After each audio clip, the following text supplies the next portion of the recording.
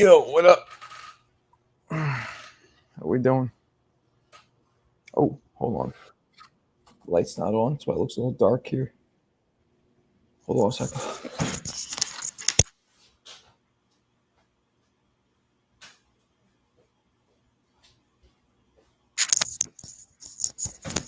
There we go. Isn't that better? So, what I could do is open that shade right there. Right there. But then it would glare in and you wouldn't be able to see me. So I got to put lights on. It's a whole lighting thing. Who we got? Yayo. You already used that one, man.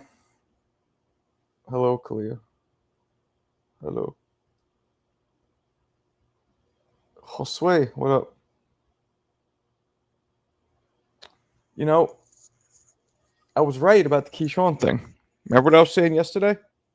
All you guys, not you guys specifically, but boxing people were like, oh, he's a piece of shit. He's ghetto. He jumped him. What a bitch. And I'm like, we don't know what happened.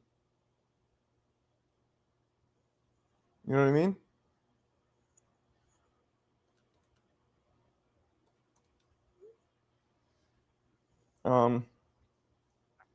Now we know a little bit what happened. Jersey Bob, as a professional Marco, as a professional boxer. Those were many moons ago, but I get where you're going with this. If you go into a locker room and you're at least going to land, if you go in the locker room, are you at least going to land a combination? Well, that's what I'm trying to say, Bob. I think it becomes very clear that this was not, they weren't trying to jump him, and they did not jump him. Like, do we know what the definition of jumping is? I saw that shit happen all the time. Luckily, I'd never been jumped. And, proud to say, native New Yorker, still never jumped anybody. Could have, didn't. Could have, but didn't. I would have once, this one guy. But I didn't.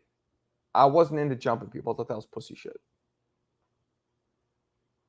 Damn, I did? Yeah, man. Is your fucking piece of shit Pacers playing tonight? He said he gave him a bump on the noggin and required that. What did Keyshawn say about this? I didn't see any statements from him.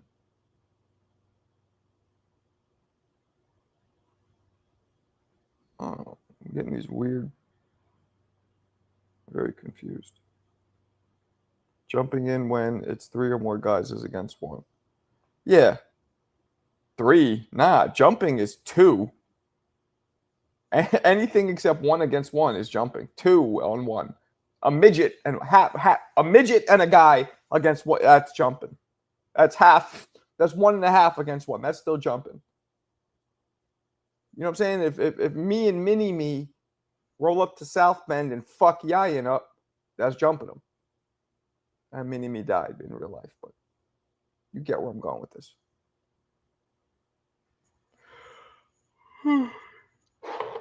Anyway, yo, man, I'm telling you guys, this shit has been rough. I keep thinking the summer was going to get good, but so far, no dice. My son went to stop boxing and play soccer. I don't blame him. I mean, soccer is a very non-American sport, but fuck it. Whatever he wants to do, I guess. My son wants to play football now. Yeah, well, there's my white ass in the back throwing a football with him. I never threw a football before, but I'll tell you one thing. I was throwing it okay because this is what this is all self-taught. Anybody who knows football, I got my boxing stance and I threw it. Right, I threw it by turning my hip and kind of like throwing a punch, but then at the end I also kind of flicked my wrists like in basketball. So I combined throwing a right hand and shooting to throw and I fucking spiraled it nice and straight. Shit looked good. I don't know if that's how you're supposed to do it, but worked for me. I saw some people claim Keyshawn walked into the locker room and attacked Wu. Yeah, he has a weird nickname, like Dragon Ball Woo or some shit. What up, Toad? Sorry, guys. What's up, man? Return to the Mac. Oval Office is the Mac. That's facts. Nearly all the same. Is it? Okay, I didn't know, but it seemed like it when I was doing it. The shit was, I mean, beautiful, straight spiral. Like I know what the ball should look like when it goes out, and I made it look that way. Even my son was like, "Whoa, Daddy!" I'm like, "I never did this before." It might have been a smaller ball too, because I was able to palm it. To me, being able to palm it because I have such small hands means a lot. Is your friend here?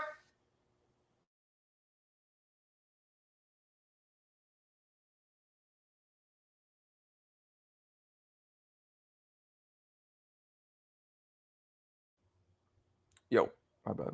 My son's friends over here. Keyshawn came into his locker room with his brother and another fighter aggressively and headbutted him and pushed him, and some tussling ensued. Well, Rocco, that's not what Nahir Albright said. He said that Keyshawn came in, they were pissed off that he whooped his brother's ass, and that he kind of headbutted him a little bit. That's it. There was no tussling. There was no jumping. That was not jumping at all. And then he said that what happened afterwards, the tussle that was caught on camera, was Keyshawn's against Nahir's older brother. They started fighting because older brother didn't like what he did in the locker room. So to me, that wasn't that bad. What Keyshawn did was not that bad. Did you close the door? You just had a lot of practice. Nah, I could see with punching, it didn't matter. Fist is a fist. Now, let me rephrase. It does matter. A bigger fist probably lands harder, hurts more, but I still hit hard, so I was able to generate power. Nah, bigger fists matter because you're getting more weight behind the fucking hands. Some people have big hands, like Michael Jordan. That's one of the big reasons why he was so nice with it. His big hands. He had super big hands for being only 6'6". Salute. Missing the weight. Nah, I don't like that he missed the weight either, but I don't think it was, you know, I don't think it was the biggest. Let's see if Johnny wants to come on. I don't think it was the biggest deal in the world what he did. Yeah, he does, right? Yeah, you know what it is? So he comes off like a cool dude. Like I like how he was like, yeah, I got Bud, picture with Bud, and he seems like a good dude.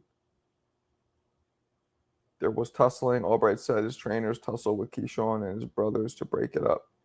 Yeah, okay, maybe. But I'm talking about they didn't go in 2-on-1 and start grabbing Albright up, and it wasn't that kind of party.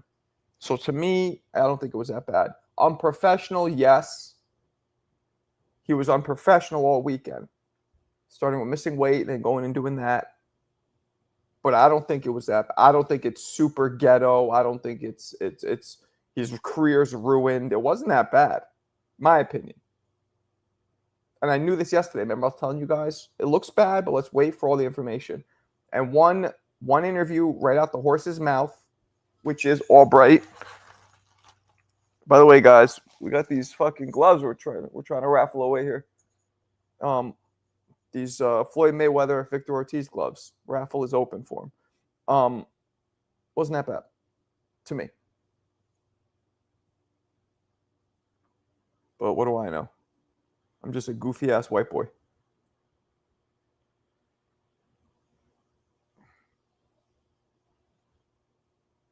People are really hating on Keyshawn. I don't think it was that bad. I like to get him on my fucking show. I don't have his info though. I don't think. Do I?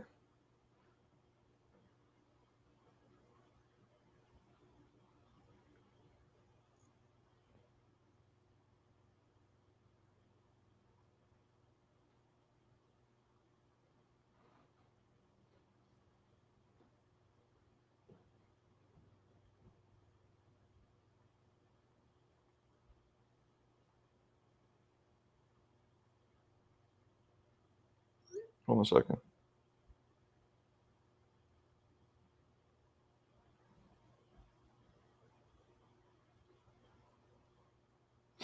My bad.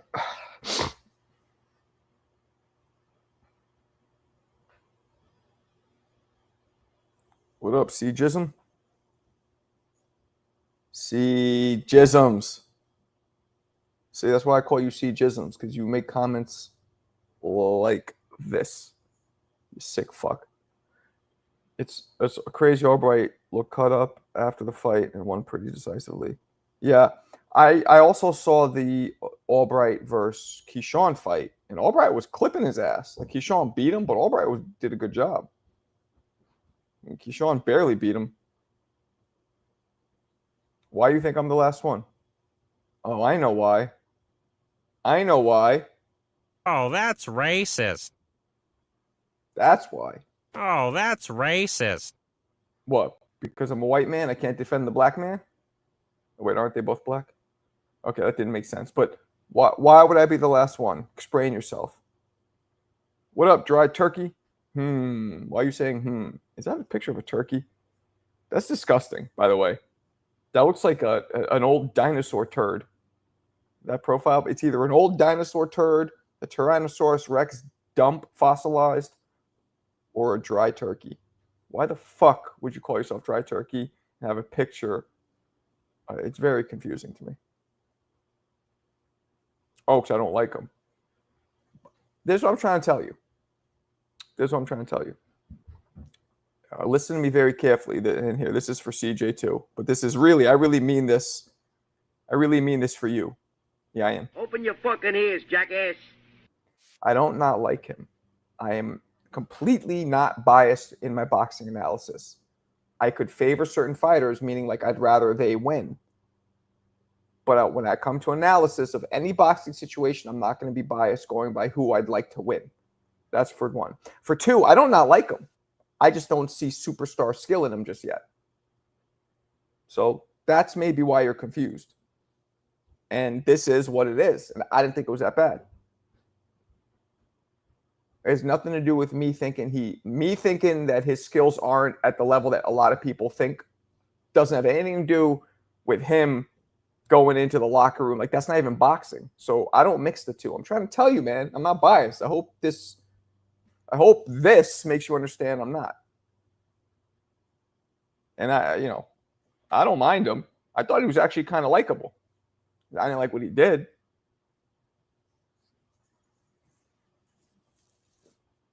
Get the fuck out of here. There's no damn Bud Jr. You make me sick, Yayan.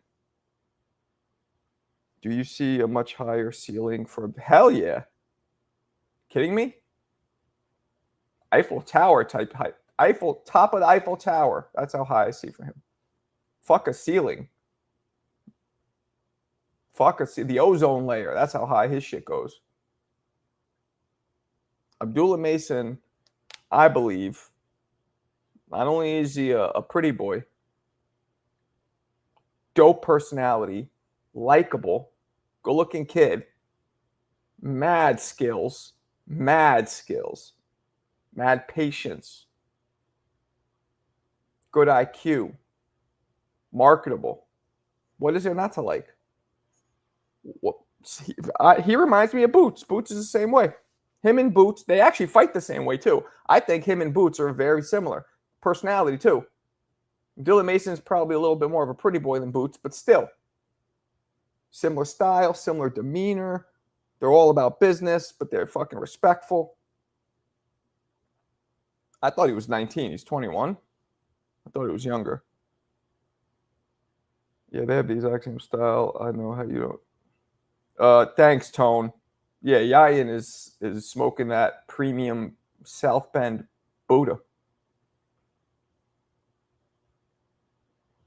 Mason hair grows fast as hell. Well, I don't want to talk about his hair, man. That's depressing. You didn't say shit about Mason. I don't remember what you said about Mason, but I know what you just said about Keyshawn, and me and Tone want to jump you for that. Me and Tone right here. My man Tone, me and my man Tone here want to jump you. Want to go to your locker room and jump you for saying that. It's insanity.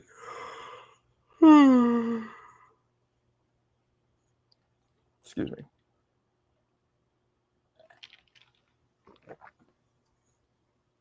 Did he really? Oh. Okay. You're right. You're right. I'm wrong. Well, then I guess I'm going to have to jump you in tone. How about that? I know what you were doing. I just saw it. Well, you shouldn't have been because I don't think he looks like fucking Bud at all. I mean, I guess I get it. I see it, but I don't really necessarily agree with it.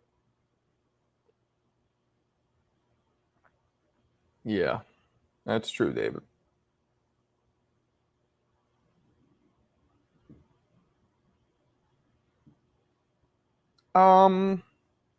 Yeah, the guy wasn't great, but he's a young kid. He's building up his career.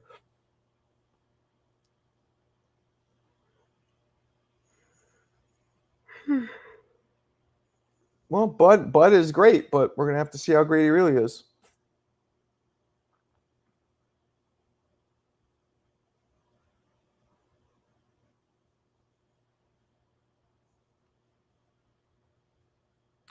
Straight razor my dome, and then pull up to Ness's house on a Harley. You think? Because you think all white people, bald white people, ride Harleys? Oh, that's racist. Unbelievable. Why don't you moisten your turkey and shut the fuck up? Dude was scared after Mason landed a few punches. I don't blame him.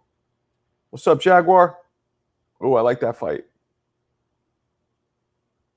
I like that fight. But Opataya, as you might know, Jaguar, they're different weight divisions. Opataya is a cruiserweight. And I don't think he's going to move up to heavyweight just yet. But Bud got divorced? Did he really? I thought he was with that chubby girl.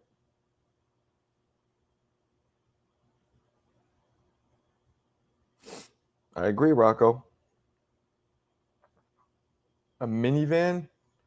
I barely drive. I hate driving. I grew up taking the trains. I'm going to get the fuck out of here, man. Go back to the trains. I like to Mason and Vargas and Olsen, but Top Rank would never do that. And don't see the kid accepting that fight.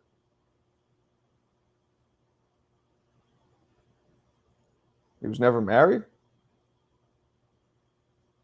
Then his kids are bastards. That's the official definition of a bastard back in the day. It was when your parents were never married. That's how the society was. And if your parents weren't married, they're like, ooh, you can't have kids out of wedlock. That was how it was back in those days. So they called you you bastard. That was a bad thing.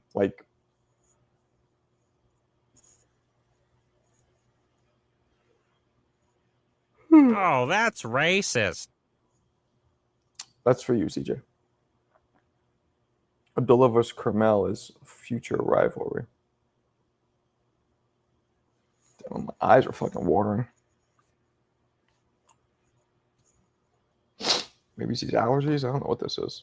He was worried all that meat was going to pop up for Convitrol. Damn. You call him Bud a cheat? Terrible. My parents was like that too. Never married, but together nearly 3. Yeah, not everybody gets married. What happened? They split up? Or are they still together? The Yayans.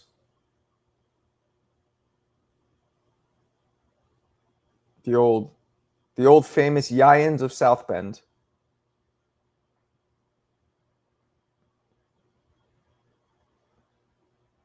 There's no way anybody's going to read that spelling and think it says Yayan. There's just no way. No way. I know we've talked about this, but there's just no way that's read phonetically, and people are like, yeah, phonetically that says Yayan.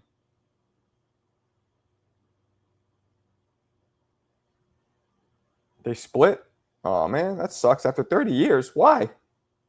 What would make And you don't have to share it if it's too personal. I get it. But I'm curious, what would make a couple decide to split after 30 fucking years?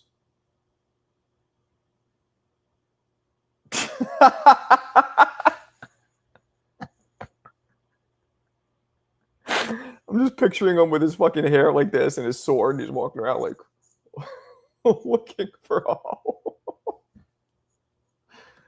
Hey, that was CJ. That wasn't me. That was funny though. Johnny got it right the first time. Oh, he didn't. Get out of here.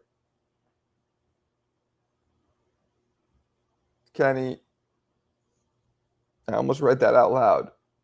And although it's not the actual word, it would have been bad enough for my white ass to say it. But yes, he does. Too many of them. Two-Tone showed Bud in the club and said, put everything on Canelo. Two-Tone is trying to get views from stirring the pot. We all know that. Oh, is that you and your kid? That's fucking adorable, Daryl. What's that, your daughter? That's your daughter? Let me zoom in again. That looks like a girl, but no disrespect, it's not. Beautiful picture. They get tired of each other. Well, I mean, after 30 years? Like, I feel that would happen maybe after 5 or 10, not 30. Damn, these women are with famous ass people. Man. Pump the raffle. We need more entries, baby. We need more entries. We're raffling off these. Yayan, you're a Floyd Mayweather fan. Official Mayweather versus Victor Ortiz. Official fight promo. These are official promo items for the actual fight back in 2012 or 15, whatever it was. These are sparring gloves too. Lace-ups. Are they real leather? I don't know, because I can't feel them. I think they are real leather, but I can't promise that. So enter the raffle for those. You guys know how to do it. $10 Cash App. I still, to this day, don't know why they split. I was already out the house. You don't ask? I never understand people like that. Like, I'm very, as you guys know, I ask a lot of questions, right? And I don't think there's anything wrong with that. Some people, you know what's funny? People in New York City never thought I was like, let's be honest, right? In the hood, when white guys ask a lot of questions, it makes people uncomfortable. That's just true. But not so much when I grew up. Like, I was always, to me, it was like flattering. People like, oh, like to me, when somebody asks me questions, I mean, you know, unless it's overboard, I get flattered. Like, oh, they want to know. Because most people don't give a fuck about anything but themselves. So, but when I go on, since I've been around like other people from other parts of the country, I've realized a lot of people from the hood specifically consider a white guy asking a lot of questions like uncomfortable, like I'm a narc or something. I don't know what you guys clearly know me. I'm not a fucking narc. But whatever. I just love. One thing I've learned, people, and maybe you could all take this in. You can learn something from anybody. I remember I've been in situations with dudes who are fucking, or girls even, who are annoying or fucking stupid or really weird. And I'm like, ugh, I gotta talk to these motherfuckers for whatever. But then I started learning, like, yo, I could pick up some information from everybody. Can teach you something. You just have to be able to pull out the information. So I love learning from people. So that's why I'm asking. So for me, my point is, like, I would have asked my parents, like, yo, why the fuck? You never asked them, Yayan? Like, that's a big deal. You never asked them. Beautiful girl, man. Good for you. What up, Dutch? Baby girl. Is that the one you came him with? Oh, I wouldn't want to be with Fatso if she shows up. No effort to be fit. Damn, Rocco.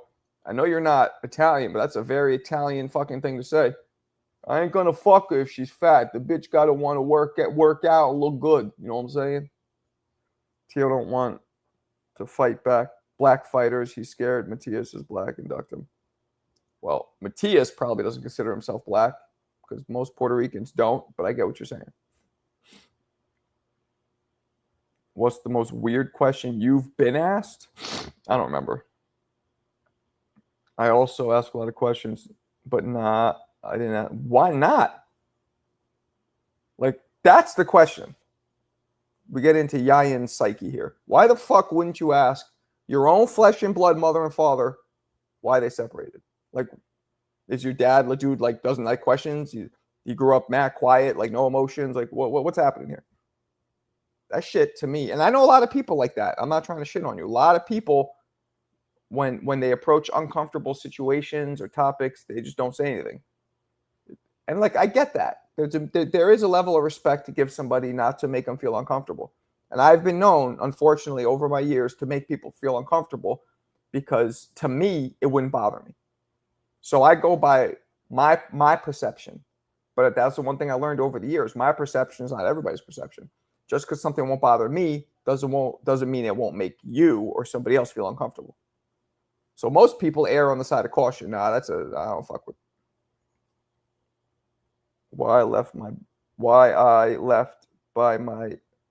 I've been asked why I left my BM baby mama by my kids. Oh, good. You should. I don't blame them.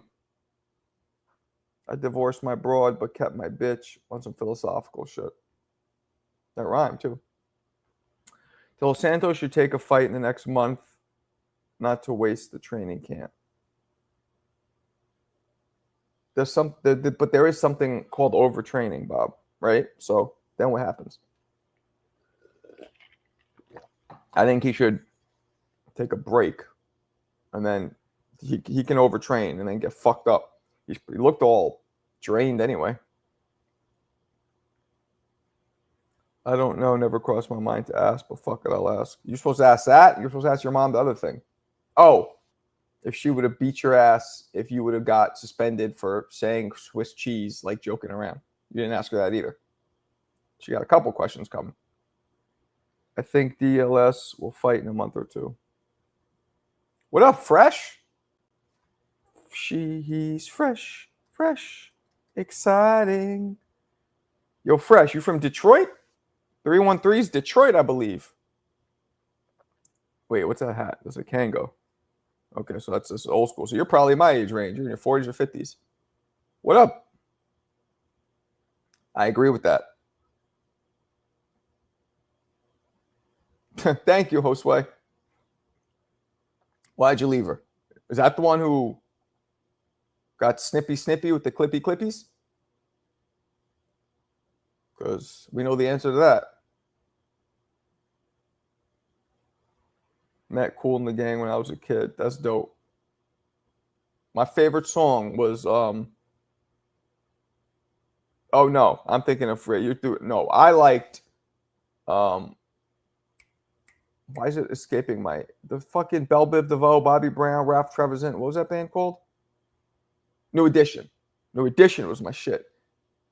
Cool It Now was a song that this is how dope my second grade teacher was. To get us as kids in the habit of like, you know, memorizing shit and reading. He made us all memorize every word to Cool It Now. I mean, how fucking dope is that? And for art, he made us draw a giant Mr. Goodbar because he loved Mr. Goodbars. They were so popular, and he'd be like, Mr. Goodbar. How much, like, that's 80s fun. I was learning Cool It Now and drawing fucking Mr. Goodbars up in NYC. That, my friends, is great childhood. That part was good in school. Home was a whole different story. Nah, Marco, I didn't make it crazy. That crazy bitch, a kid never went back. Huh? Nah, Marco, I didn't make that crazy bitch a kid. I never went. You didn't make her a kid? I don't know what the fuck you say. So you're not the daddy? I don't know what you're talking about. I asked Pops and Moms about the suspended thing. Pops kept it real and said I would have got whooped. Mom said she wouldn't. Told you your mom wouldn't. Your Pops wouldn't. Your Pops would have whooped you for saying something like that? They wouldn't have been mad at the school.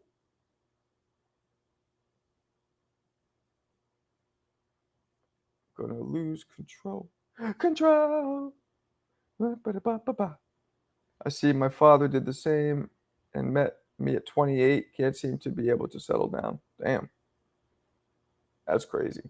That sucks when a parent just bounces for no reason either, or for not a good enough reason at least.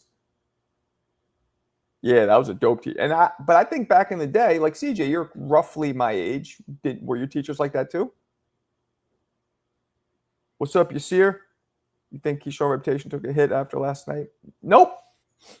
I might have a different perspective. I don't think what he did was that bad. We learned he did not jump the fucking guy. A lot of you people must be confused on the definition of the word jump. I'm from fucking Hell's Kitchen, man. The jumping is more than one person. Like I said, it could be if it's a midget, that's 1.5, that's still jumping. If it's a whole dude, that's 2 on 1, that's jumping. But having one guy get in your face and headbutt you a little bit is not jumping. They both have to throw punches. His brother might have been intimidating, like giving the energy like, we will jump you, maybe. But he didn't fucking touch him, so it's not jumping. You asked if there was one that tried to bite it off with my BMs. I said, oh, I got you. Your mom was cool? Good. I'm telling you, your mom said no, and I was right. She wouldn't do it. Your father's gangster, though, man. Even now, he's older. He's still got that mean streak in him. You whoop your ass for a school completely overreacting because there was a shooting there, like in the city. My pops just left my mom, but he was there for both of us. But me at 28, I'm trying to settle down already. Oh, okay. We're young and don't wait until we're ready to find the right one. Yeah, Mr. Northup would say, fuck the lesson plan and present all kinds of activities and socialize. There you go. Good old Mr. My teacher, the one with the cool it now and all that, Mr. Martin. This dude, now let me tell you, New York City, this dude, white guy, Patrick Martin, Irish white guy. I don't remember if he was a New Yorker or not, a native New Yorker or not, but he was a big dude, like 6'1", kind of thick dude. He would slap the shit out of kids who would overreact, who would come out their face. He would push. He would be physical, but not. He wouldn't beat them, but he would have no problem like pushing them hard to no go that way. That's how it was, and nobody gave a fuck. This is 1982, 83. Nobody gave a fuck. Nobody said anything. I remember this one rich kid. I went to a school. My school was in Carnegie Hill, which is the Upper East Side of Manhattan, right by Central Park. Very rich area. My school was half a block walk to Central Park. We would fucking walk to Central Park every day for lunch and play when it was nice out. Like, how dope is that? Now, I was poor, but my parents the school either charged you on how much you make, or they had, because this other girl, my first crush ever, January Jefferson. She was black girl, well, half black maybe. But anyway, she lived in the projects. So like, they would give like Make-A-Wish fund shit to some of us poor kids. So that's why I even went there. It was one of the schools that did that. But anyway, it also had mad rich kids because it was in a rich area, right? So the kids who live close and are rich just went there. And then the kids like me that they bust in from fucking Hell's Kitchen. But anyway, so it was mixing a whole bunch of us. I remember one day that this kid transferred in, and he was a little spoiled white kid. And he was like, I don't want to be here. Fuck this. He's cursing. We're 7, 8 years old. He's cursing. Fuck this. Fuck that. And the teacher, Mr. Martin's like, yo, stop cursing. He goes, yeah, I don't care. You don't tell me what to do. Do you know who my father is? He did one of those white, you know who my father is joints. Anyway, long story short, within a few hours, at one point, Mr. Martin's like, you better stop. You better settle down. The kid looks at him and goes, fuck you. Before he finished saying the you, whap, Mr. Martin slapped the shit out of him. The kid just, and then he went up to me because I was kind of like the dude who was like friends with everybody and talked to everybody. He was like, Marco, talk to him because I'm going to lose it. Like, make friends with him. So I talked to him. I chilled him out. He never came back after that. And then we were like, Mr. Martin, why'd you slap him? He goes, I had to calm him down. That's that old 1920s shit where like, calm down. Like, who gets hit and gets calmer? That just makes no fucking sense. I get hit, I'm getting madder. Anyway, that was my school. His mom, she didn't give no damn permission to get slapped. Man, you know how many black girls I had fun with? Come on.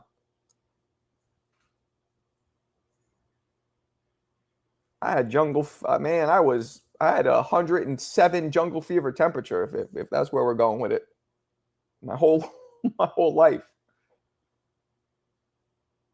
Some slapping? Slapping hysterical women. I mean, not really, but nobody sort of.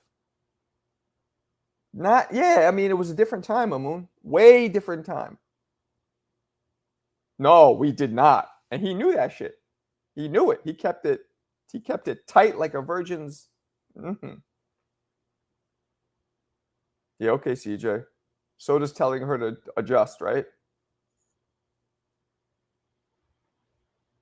I know. CJ's like, adjust, adjust, adjust. I said adjust. She's like snot coming. Oh, stop.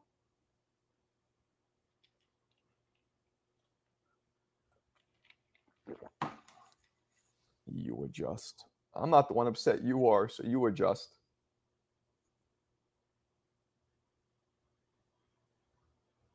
Classic. But you know what, CJ? I'm gonna tell you something.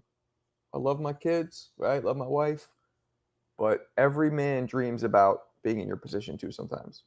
No kids, no wife, just peace. I think I'd miss, knowing what I have now, I could never do that, but I get it. Sometimes when the stress gets that much, I think we've all put ourselves in those shoes, whatever situation we're in. When we are super stressed, we just daydream for a little bit back before whatever those stressors are, before they were ever there. I kind of gave it already, but you weren't in here. I don't think what we did was that bad. We got all the information out of Nahir Albright. He kind of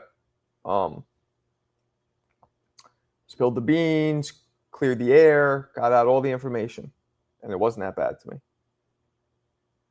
You feel like that with no children? Yayan, children are great, but holy shit.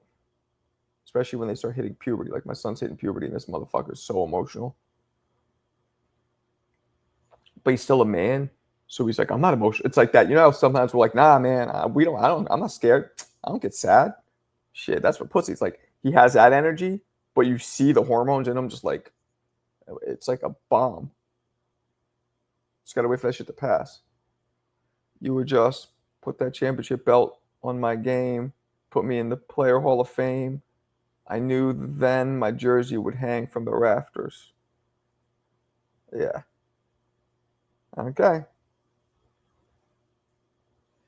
Alberto hasn't been in here? I'm not complaining. Just saying. I gave Johnny the link, but I guess he's not coming in. Punk. Marco, hell no. Hell no. What's that going to do? What's that going to do but make them be violent people? What's it going to do? I yell, like I get mad. Like I'll scare my son when I yell. Like that's all I need to. I need to put my hands on him. Appreciate you, Mamoon. Shaq and Big Daddy Kane agree with you. Puberty, when you gotta start fist fighting them a little more. My son is 4, so I got a minute. Yeah, you got time. Jerome, trust me, enjoy it. Enjoy it. Because believe it or not, matter of fact, just today, now I'm not even ashamed to admit this shit. I was fucking crying today. Literally crying. Kind of like a little bitch. Thinking about when my son was young. Missing those times. Also, I'm going through a lot of stress right now, so but I miss that shit. I was never a crier. Ever. Until I got kids.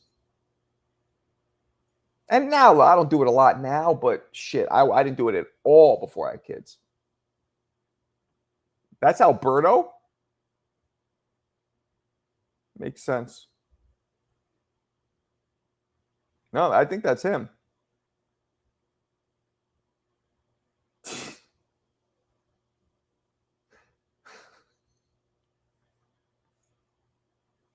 I'm gonna screenshot this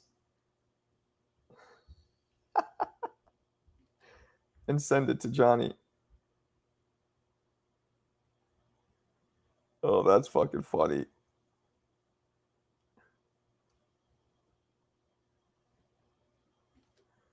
I'm sending this to Johnny right now. Why is it not going through? I don't know why it's not going through. I'm sending this to Johnny directly. Hold on. Here we go. That was annoying. I was trying to text it to him, but it wasn't letting me. There it goes.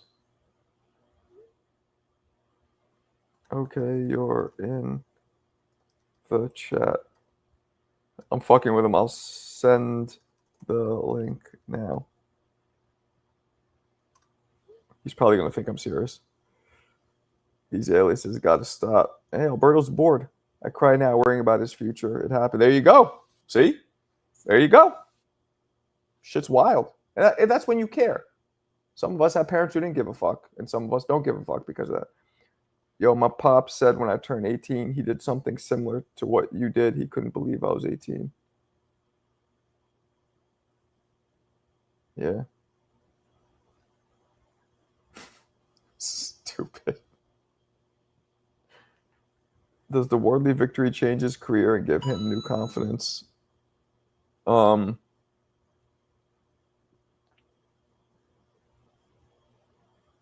don't know about heavyweight champ, but it definitely, yeah, of course it's going to gas him up with high octane. But, you know, he looked good. That was a good shot. I mean, the fight was a gritty fight until he landed that shot that he caught him coming in with a straight right. Dude walked right into it. I mean, he ran face first into it like he's trying to catch a home run. You know what I mean? You know, the dude's running to the wall. Boom! He ran right into that. I think the next video I'm going to do with rhyming is about Floyd. Yeah, I am just going to fucking love it.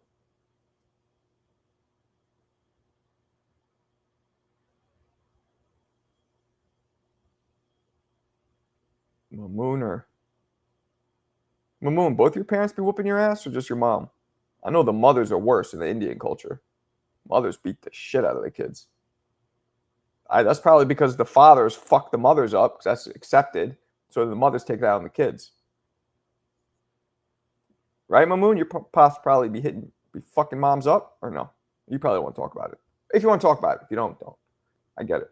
A little personal. But that's my experience growing up. Like the Indian kids or brown people, I should say, because they're not all Indian, Pakistani, Bengali. That's the scenario I've seen. Like fathers fuck the mothers up, but don't hit the kids. But the mothers fuck the kids up. That's generally the chain of events. I had jungle fever for 30 years. I had to get vaccinated. CJ, you're a nasty bastard. You'll probably bang anything.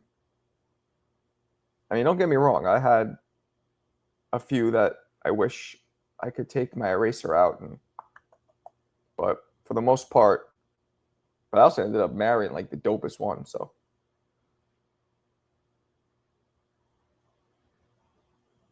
let's see if Johnny responds to this. Oh.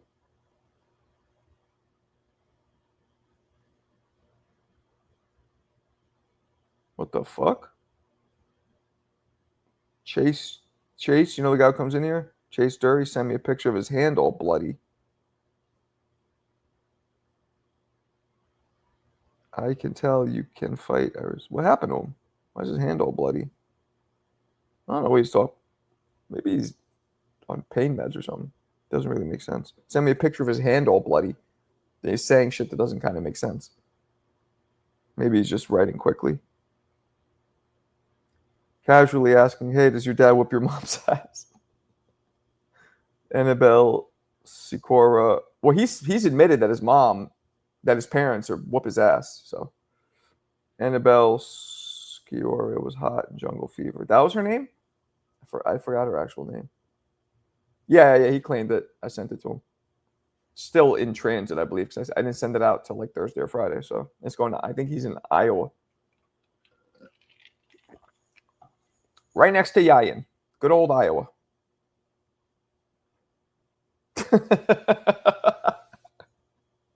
Nah, it looks like he's in the hospital in the picture.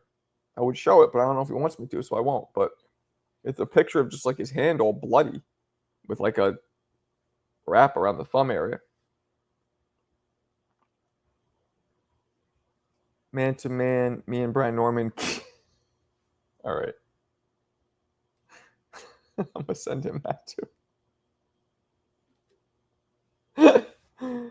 Oh, that's fucking funny. I'm sending him that one for sure. Oh, let me send him one more. That's fucking funny. Is this, I'm playing, I'm like, is this really true?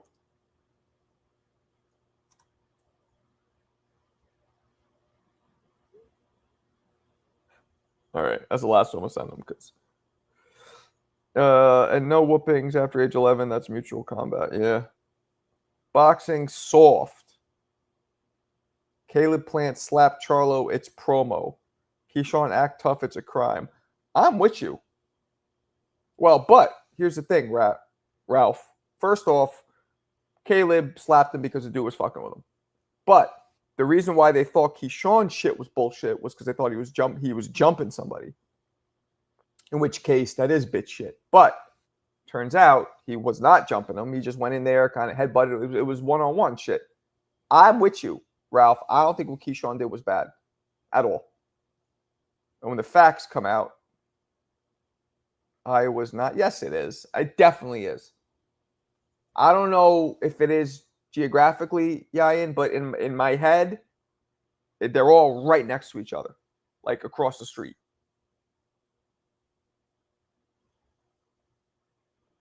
Salute.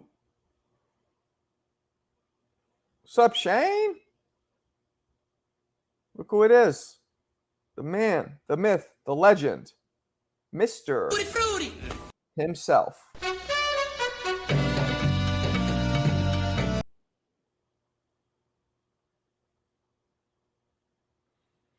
That was a good event, right, Shane? Shane got Mark Kriegel's book. Kriegel signed it, right? I'm pretty sure he did. We next to Illinois and Ohio, Michigan above, Kentucky right below. That's all mumbo jumbo. Iowa, Indiana, Ohio, and Nebraska, they're all right next to each other. They definitely border each other. If not geographically, mentally. Johnny just wrote, that's not me. Like, I don't know that. He literally just wrote me, that's not me. I told you he would think I believe it's him. Damn. Shane's white. This motherfucker likes In Excess and rock bands. I'm as black as you could get for not being black. Shane's pure white boy. Doesn't really like hip hop. He likes all the white boy shit. He fly fishes on his free time. Plays racquetball.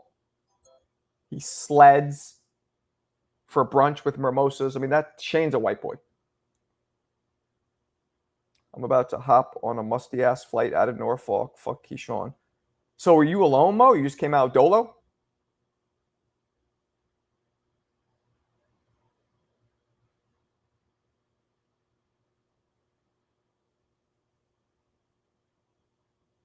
Damn. First, I was like, why is Mo acting so crazy? I'm like, oh, because he flew out there and wasted his fucking money. But you did the smart shit. You got your money back. You paid what, $5 from a scalper? $5? That's fucked up. You said it was $10 or $5, right? That's what Abdullah Mason's tickets are worth? $5 in this economy? That's a crime. He's such a talented fighter. But people don't know who he is yet. I'm into boy bands back in the. You into boy? Nah, you definitely. That's not a real question. Shit. Thoughts on him? I went into it, man. I don't think he did anything. I don't think what he did was that bad. Unprofessional, the weight missing, and going to the locker room, but he sure as fuck didn't jump anybody. Yeah, Mo's are real. $5. That's what Abdullah Mason tickets are worth, everybody. $5. Oh, Johnny's here. Johnny, talk to your real self. I think it's Alberto. Well, you caught that Keyshawn crash out. Take it as flattery. I mean, it's real. It's take it as obscenely gay flattery, because all the shit they're saying is to the umph power. Yoda, what up, blood? Keyshawn versus Devin, a better fight. Yeah. And now we see that the dude can't make 35, so it's more feasible. I think it's Alberto. That was smart. Yeah, he got his refund on his 350 spot, paid $5, and then just went down to the front row anyway because the theater was empty, or the whatever it's venue, whatever it was there. Smart. Devin fucks up Key. I don't know, man. Devin has a case of PTSD. Oh, there's the real Johnny. Because you saw what the dude called himself? I like meat. He said you and Brian Norman kissed, and don't tell your wife.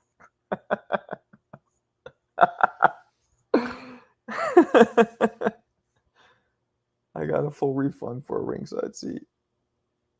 Oh, from the Bay for real. Man, everybody's a hustler. You think Yayan doesn't hustle even though he's from the little house in the prairie town?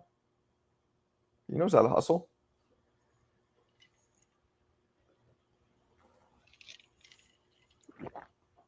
J-Bone Capone. J-Bone Capone. I went on Ness's stream last night for the Abdullah fight, J-Bone. I didn't see you there, though. Your boy round one was Ness and Tone were going at it. Tone was getting pissed. And then everybody was going at it except me. That's usually how it is. Caleb Plant slapped Charlo. Tried to slap Canelo.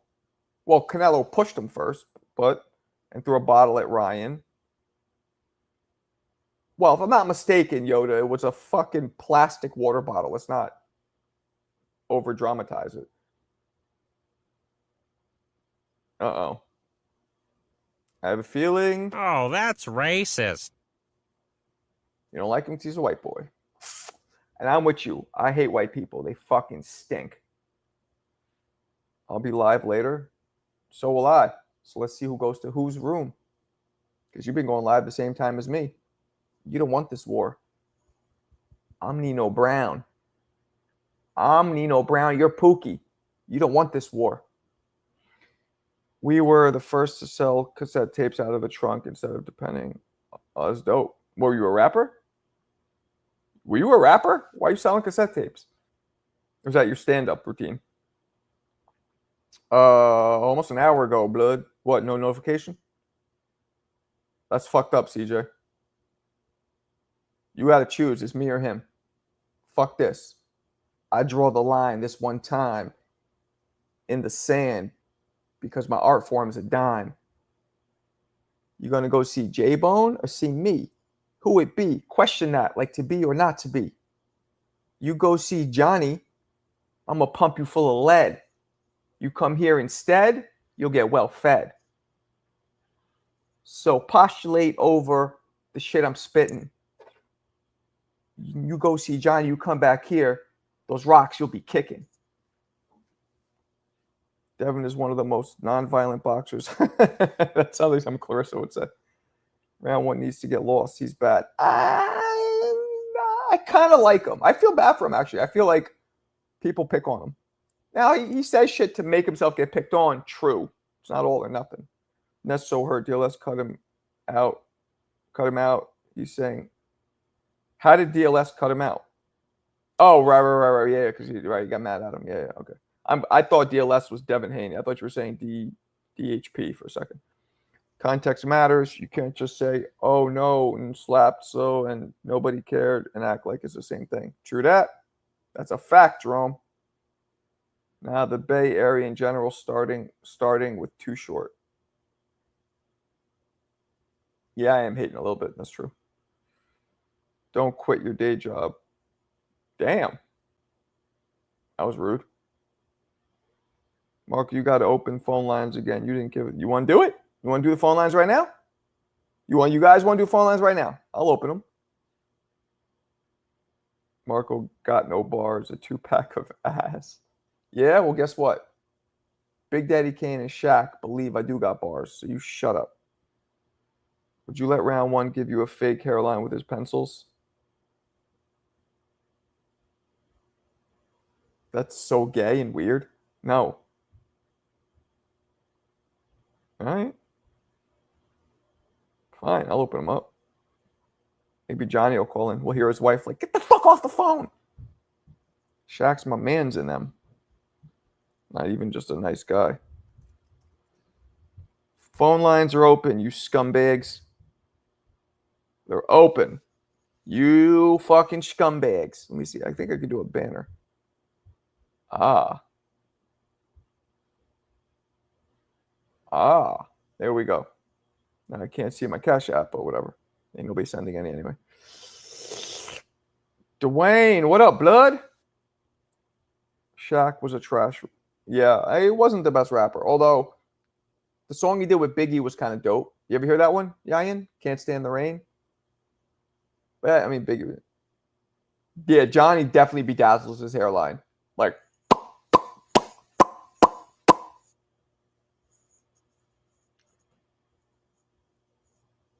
Keyshawn is a piece of S.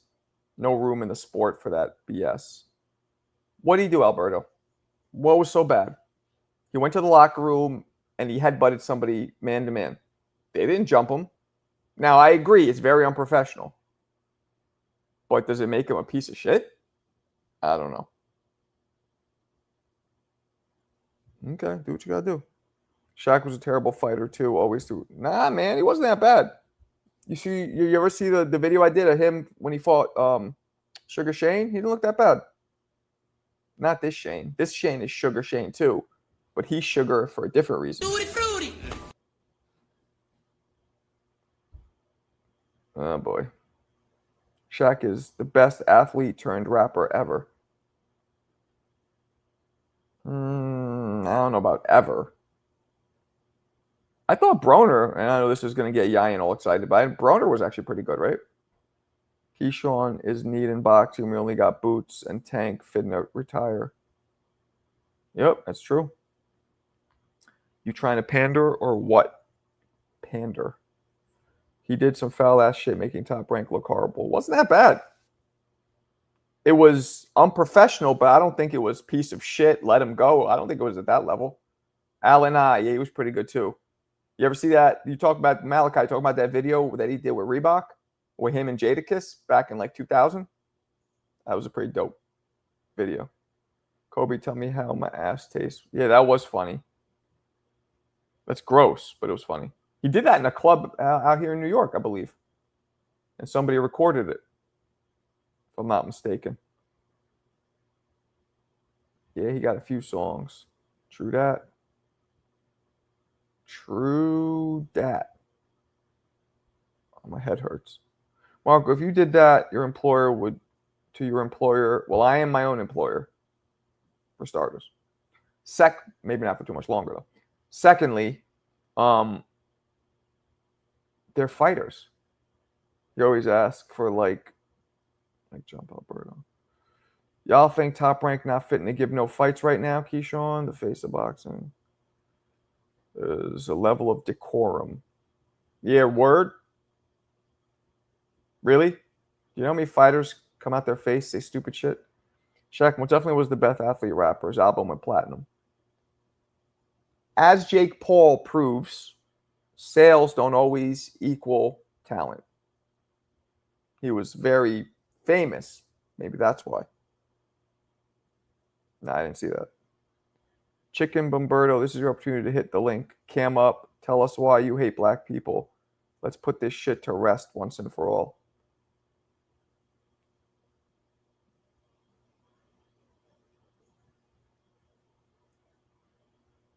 I was going to tell him how that shoulder. Naughty Rican. Boricua. ¿Qué pasó? Who do you think is the real Pistol Pete? The one from Terror Squad, of Sex, Money, and Murder. I don't know what the fuck you just said. There's a Pistol Pete in Terror Squad? All I know is Fat Joe, Cuban Link, and Big Pun. Shaq held his own when he rapped with Biggie. He did. He did. Where do you think Top Rank's next network deal lands? I don't fucking know. They might not go anywhere. As you guys know, I had that meeting with ESPN and we touched on it, and they're done with Top Rank, so they're gonna bring me in though and shit. Nah, I mean they're not, but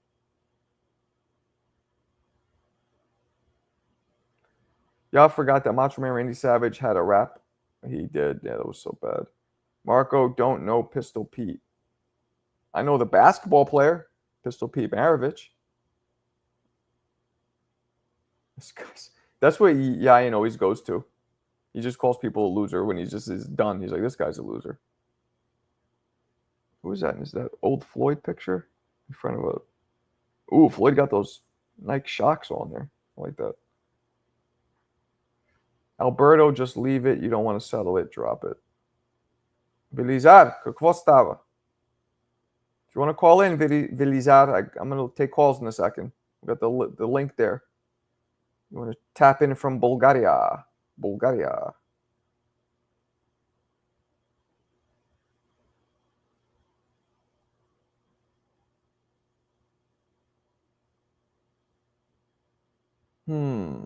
All right. We're going to see what's going on.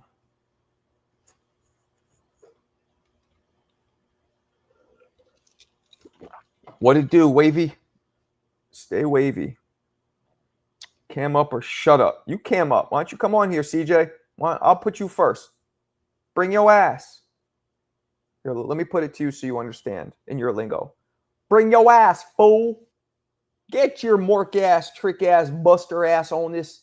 Oh, that just sounded Southern. Sorry. I'm sick of dude Marco. I'm going to put hands on him. That's going to be tough to do through the computer screen. How do you say 2-pack of ass? I speak Bulgarian, dipshit. Why don't you ask me?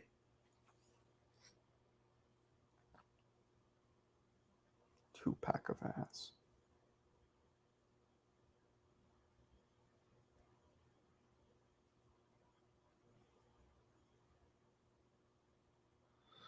Find Keyshawn, arrest Keyshawn, and suspend him. I'm outside recovering from a run. Recovering? Damn, you are old. Dude won't cam up. He insecure of his...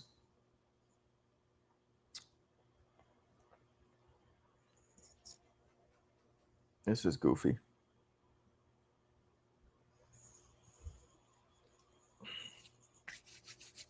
All right. I might not exercise today. What's up, Tone? What's up, Tone? What's going on?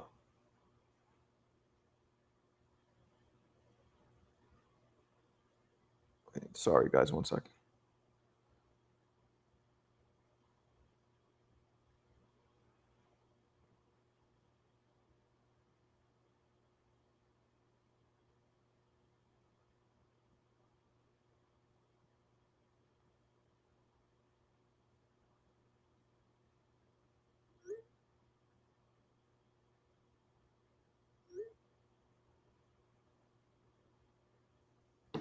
Oh, my bad. All right. Let's bring in... What's up, James? That's one of the kind here. He speaks facts about boxing.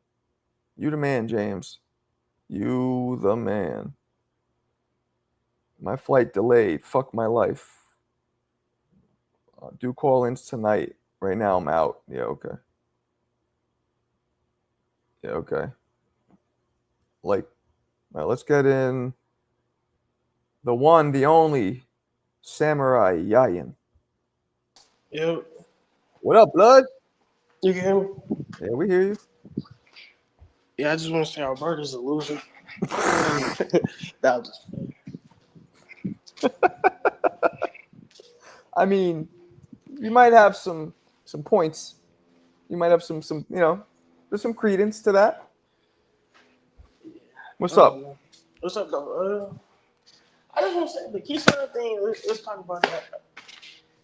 I told you last night that like he said himself that they didn't jump him, so I don't see what's the fuss about. I mean, he didn't jump him, right? Yeah. I didn't think he jumped him. Let's bring in Jersey Bob. Hey, how's it going? What up, Bob? Not much, man. Keyshawn, uh, Teofimo, top rank. Some of these guys is messing up. So I don't know. Did they put them two guys together? Is what I'm asking. Sorry, my family up there. Did they put So them together, Marco? put what together?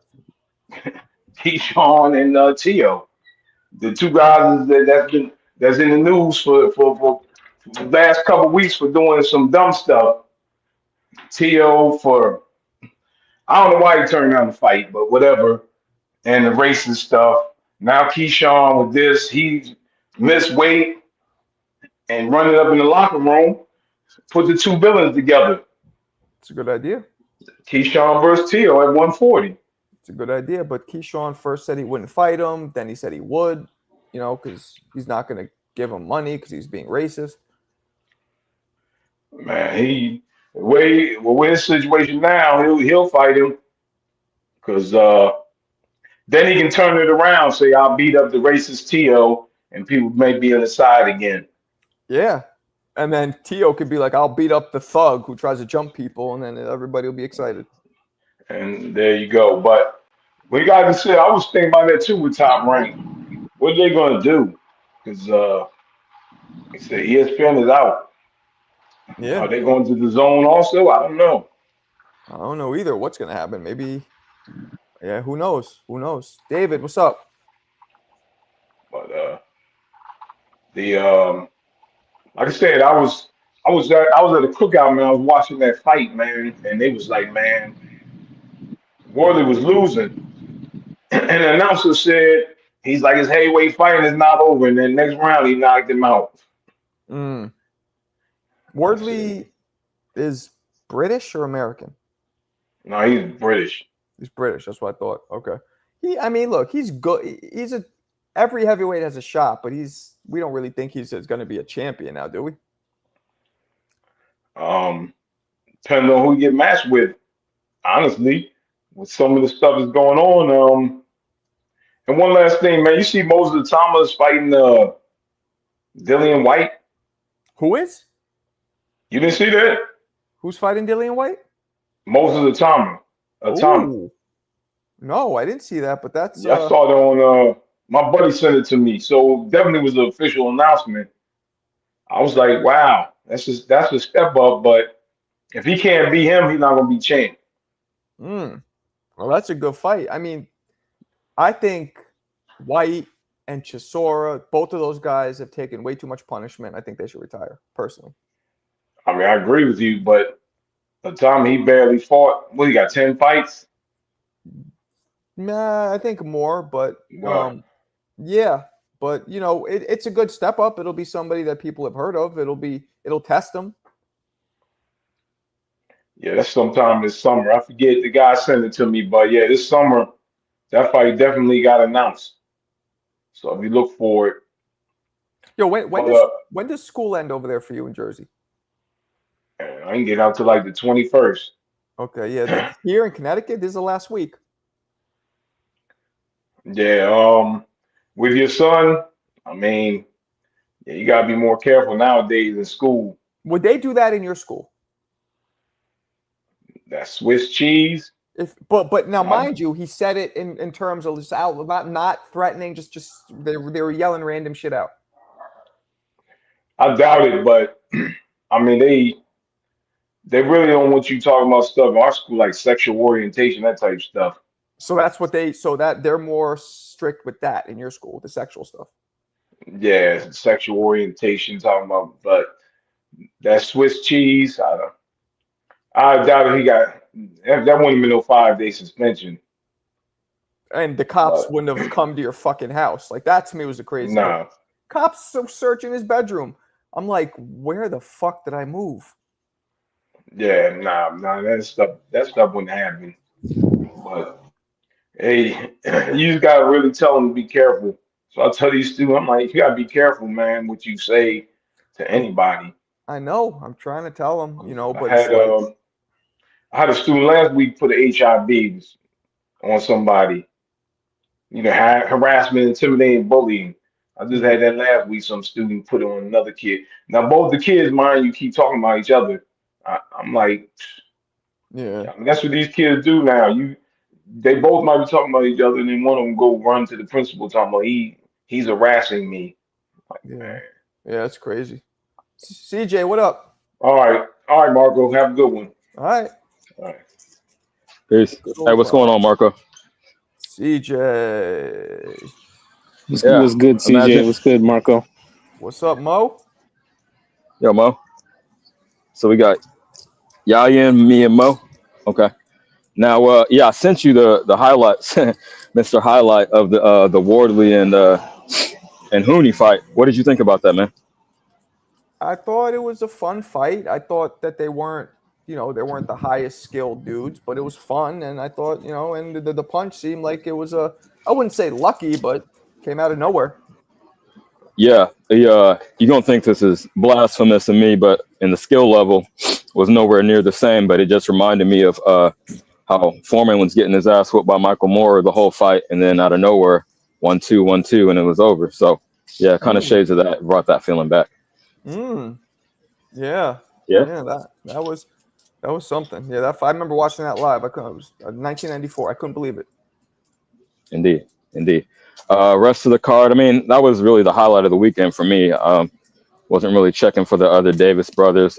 Very disappointed that Keyshawn blew his bag. How are you going to call yourself the businessman, and then when it comes down to business, you fuck it up by coming in way overweight? 4.3 is insane. That's a great. I forgot that he goes by that whole businessman moniker. And yeah, no, that's definitely the opposite of doing good business. Not taking care of business, homie. What else we have going on? Dude, go ahead, it seemed pretty obvious. It seemed pretty obvious to me that he calculated to miss weight on purpose, and he just overplayed his hand, and he thought they were going to bully Dos Santos, and he said, "No." Well, because, and you're right, Mo, because I can't think of any instances where dudes actually turn down the fight when we're dealing with anything between 1 and 5 pounds, because it's usually not a big deal. So I think you're right. I think he was like, he's not going to fucking turn it down. I'll still fight him. Yeah, especially Marco, for a title. Yeah. Marco, I told you a week ago this dude was like in Vegas or some shit, and he wasn't taking it serious. He thought he was just going to walk in overweight and just say, knock the dude out, go home a hero. And yeah, and again, like I brought up, I forget where, Corrales and Castillo. The second fight, if you guys remember that, Castillo came in overweight, and Corrales was like, "Fuck it, I'll fight you anyway," and he got knocked out pretty quick too. Most dudes do not back away. I'm glad he did, because he looked drained himself. He might have been relieved, like, "Whew, good," because I was weak. So and he still got his purse, right? He still got his fight purse. All of it. What's Hell up, yeah, Yaya? I would have done the same thing. What happens to Keyshawn's belt? Is it just vacant? Yes. I don't know. I think so. I know we got stripped, so it's got to be. I imagine so. Yeah, it's vacant now. So hey, Abdullah Mason, what's up? Yeah, Abdullah Mason is very He's probably gonna impressive. be a champion soon. He's what? I say he's probably gonna be a champion soon if the belt vacant. Yeah, I don't know what they're gonna do. They could also just email it. You never know how they handle that these days. I hope not. I hope it's a fight for a vacant belt, so someone can win it in the ring. But let me speak on the Itama, Dillian White. I love that as a step up fight. We know that White and, like you said, Chisora really gatekeepers at this point in their career, but it'll be a good test to see if he can go to that next level because White always brings the fight. He's not gonna back down. He's not gonna run. So No, it will be. I'm with It'll definitely be. I just honestly, I feel bad for White, man. Him and Giselle. I just feel like they take too much punch. They've gotten their ass beat, and those are big guys. Those are heavy shots. right. Yeah. But we'll see. I think Aituama. I don't know what to think of him yet. He looks really good, but who's he fought? That's it. That's the big question. That's why we got He's a can crusher. build out that resume. Sorry to step on your toes. That's real quick. That's why we got to build out the resume with names like White. You got him up. Yeah, no, you're right, CJ. They got to put him in there with all those big British gatekeeper guys like Chisora and Dylan White. But I'm like, dude, Chisora's earning those paydays the hard way, bro. He's losing brain cells by the day. Oh, don't say that. Don't say No, that. It's true. He's a heavyweight, bro. What do you mean? He takes shots. You know what? The majority of brain damage happens to non-heavyweights because my theory is because of the whole losing weight, reducing the fluid in your brain and your skull, brain bouncing around like a ping pong ball. Let's think about it. How many heavyweights ended up with bad brain damage? You have Ali, but that's Parkinson's. He also took a tremendous amount of shots. How many though? I can't think of that many. I mean, really, if we're being honest, that whole class, Holmes, Lyle, George was pretty sharp. George is the exception that proves the rule, to be honest. George was sharp. I was just around Holmes. He sounded okay to me.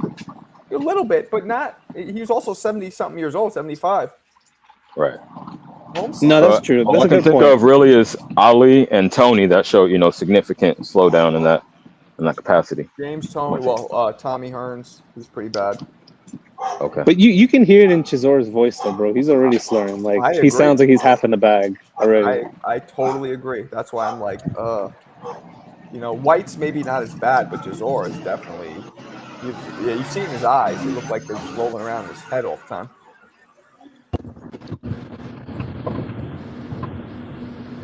So I don't know. I don't know, dude. For me, the highlight of the weekend was the Albright fight. That was like an old school scrap. I was very impressed with Albright. Actually, I didn't expect much. He looks good. He's good. He's a very good counter puncher. He catches people coming in a lot. It surprised me that he was able to fight a very different fight than the one he fought against Keyshawn, where now he had to be like a pressure fighter, like a mauler, brawler type of dude, especially with the dealing with the southpaw. It was just constantly pressing him and mauling him on the inside, and you could tell every time he was in the clinch, he was doing work and he was putting it on Kelvin. Like, I'm shocked he didn't knock him out. Really, I think if the ref didn't save him, but just allowing him to clinch every time he wanted. Kelvin doesn't look that impressive to me. As I understand it, I think he's the least experienced out of the three brothers. Yeah, I was just my fault. Go ahead. It looked like he just started boxing like 5 years ago or something like. But they say he was the first one boxing out of them. But I think right, I think he is the least experienced. Yeah. No. But I think so. He was an amateur when Keyshawn was young, but at a certain point he dropped boxing. So he dropped it as a youth and then picked it up later. If I'm understanding the timeline correctly, I think there's a period in like Keyshawn's life where he wasn't around. So at some point he got back to it. So yeah, no, that makes sense. I mean, I don't know. I mean, again, the whole Keyshawn thing, I feel like it wasn't that bad, but what do you guys think? No, I think overreaction. No, I don't think it was a big deal. Damn, I'm echoing in here. I don't think it was a big deal. Like we said, we've seen similar things from other fighters, but I don't want to address the elephant in the room. I think y'all can piece that together. Shout out to Bumberto, man. Hey, pull up. I'm cammed up right now. You can see I'm not bald, champ. Not bald. Okay. 41 years old, hanging strong. Why'd you say you said you were thinning? You're not thinning at all. I know. I was throwing it out there as bait to see what he would grab onto. No, I'm good. I'm solid. But the worst thing you can say about me is I forgot to put my retainer in every day when I was 13, so my gap came back. Then you got some work to do, champ. Come on, Bumberto, let's just squash it. Come on, man. It's not happening. It's no big deal. No way. No way. Not happening. Ever. I'm telling you guys, he's 15 years old. Nobody believes me, but that's what it is. No, I think Clarissa's on to something. He must be transitioning or something. He's like midway through his surgeries. I don't know, champ. Getting the titties done. Getting those titties put in, huh? I feel it. Let him heal, and then hop up on cam. Hey, Alberto, this is your chance, bro. Come on. Hop on. The stars have aligned for you. Look, I got no hat on. I got my gap out. Come on. Come clown me. Hope to call tonight. I can't right now. Yeah, okay. Of course. Okay. Get out of here, bro. Man, this fucking guy. Anyway, so I don't know. Oh, Alberto. Oh, damn. Never mind. What are you gonna say? I was about to say yeah, school, but it's Sunday.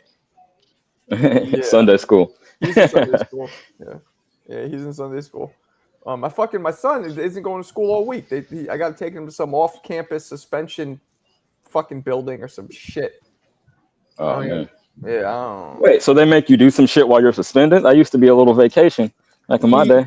Well, he could stay home, but he wants to go try because he's gonna be bored. He said he wants to go try it because he's like a little badass. And like when he got suspended in school, they put him in like a separate room, and it was with all the other kids who were suspended for fighting, and they were all like telling war stories. So he like liked it. I don't know, which I don't know if that's a good thing or not, but whatever. So I don't think Keyshawn is going to really face any repercussions. No. This is what you guys are missing, though, Marco. You got to put it in perspective. This was supposed to be. It's supposed to be. What is it? It's supposed to be Top Rank's second to last big show on ESPN. They're supposed to be shopping around for deals, like millions and millions of dollars at stake. Like they're trying to go to whatever Peacock or DAZN or Amazon Prime. And now you just had this dude on like Prime TV fucking it up, in front of all the nice white people on ESPN. People are getting mortified, like, clutching their pearls and shit because he's acting out. Like, I don't know. I think it's a bad look. I think it's a bad look for the sport in general. It's like, bro, no wonder this shit is dying. I agree with you. I'm not saying it's a good look, but I just don't think it's at the level where everybody's like demanding he gets thrown out of the sport and he's ruined. Like, he's not going to get ruined over this. If you know what I'm saying? That's what I'm saying. I mean, maybe, but who knows, man? Hey, look, all I know is when they showed his brothers on screen, the crowd was cheering. It was great. When they showed him on screen, bro, those people erupted. They were incensed. They were furious. They were booing him. Why do they keep showing that clip of him eating popcorn? Was he drunk or like, I don't get it. I don't know. I think they were just trying to like insinuate, he's just reckless and he don't give a fuck. Like he's got no remorse. It's just like it almost seemed like he was actually kind of doing it on purpose for the camera. Oh, that was after the shit happened? Oh, no, that was before. That was during the card. Right, yeah. So why they showed it like that? Like there was something wrong with it. I'm like, he's just eating popcorn. I don't get it. I was confused. Well, I kind of feel what he's saying. He's like, he wasn't taking it seriously. He's just hella casual about it. I think that's the image they were trying to paint. Like he had no remorse, Yeah, right. for blowing the weight. Right. Zorro, because he missed weight and then he's eating popcorn in a greedy manner. Thank you, Zorro. In a greedy manner. Oh, yeah, no. he was shoving it in his fucking face. Right? He was like, chill. Look, man, I mean, everybody grows out of the weight class. Not everybody does it during the weigh-in. I get that part, but I don't know. I think, if anything, this is going to rise his stock a little bit because people now want to see him fight. People are pissed, but they still, the villain. He's kind of starting to be a villain now. Okay, I can see that. I hope he didn't throw it all away, but one more slip up because he already lost the belt due to weed, right? And then another one for coming in overweight. So that's 2 strikes. He needs to cool it now, like you were saying. I don't think he lost it, but I think the fight was overturned as a no contest because of that. Okay. I don't think he lost the title though for that one. Yeah, it has to be a no contest if anything is found in the system, no matter what it is. Yeah, I mean that whole weed thing. Like weed is the opposite of a performance enhancer, if you ask me. That's a performance de-enhancer, really. You know the crazy thing about that is he lost that the fight that was a no contest was versus the dude that just beat his brother. Oh yeah? Yeah. Yep, that was the dude. Nahir Albright. Yeah. Yep, out of Philly.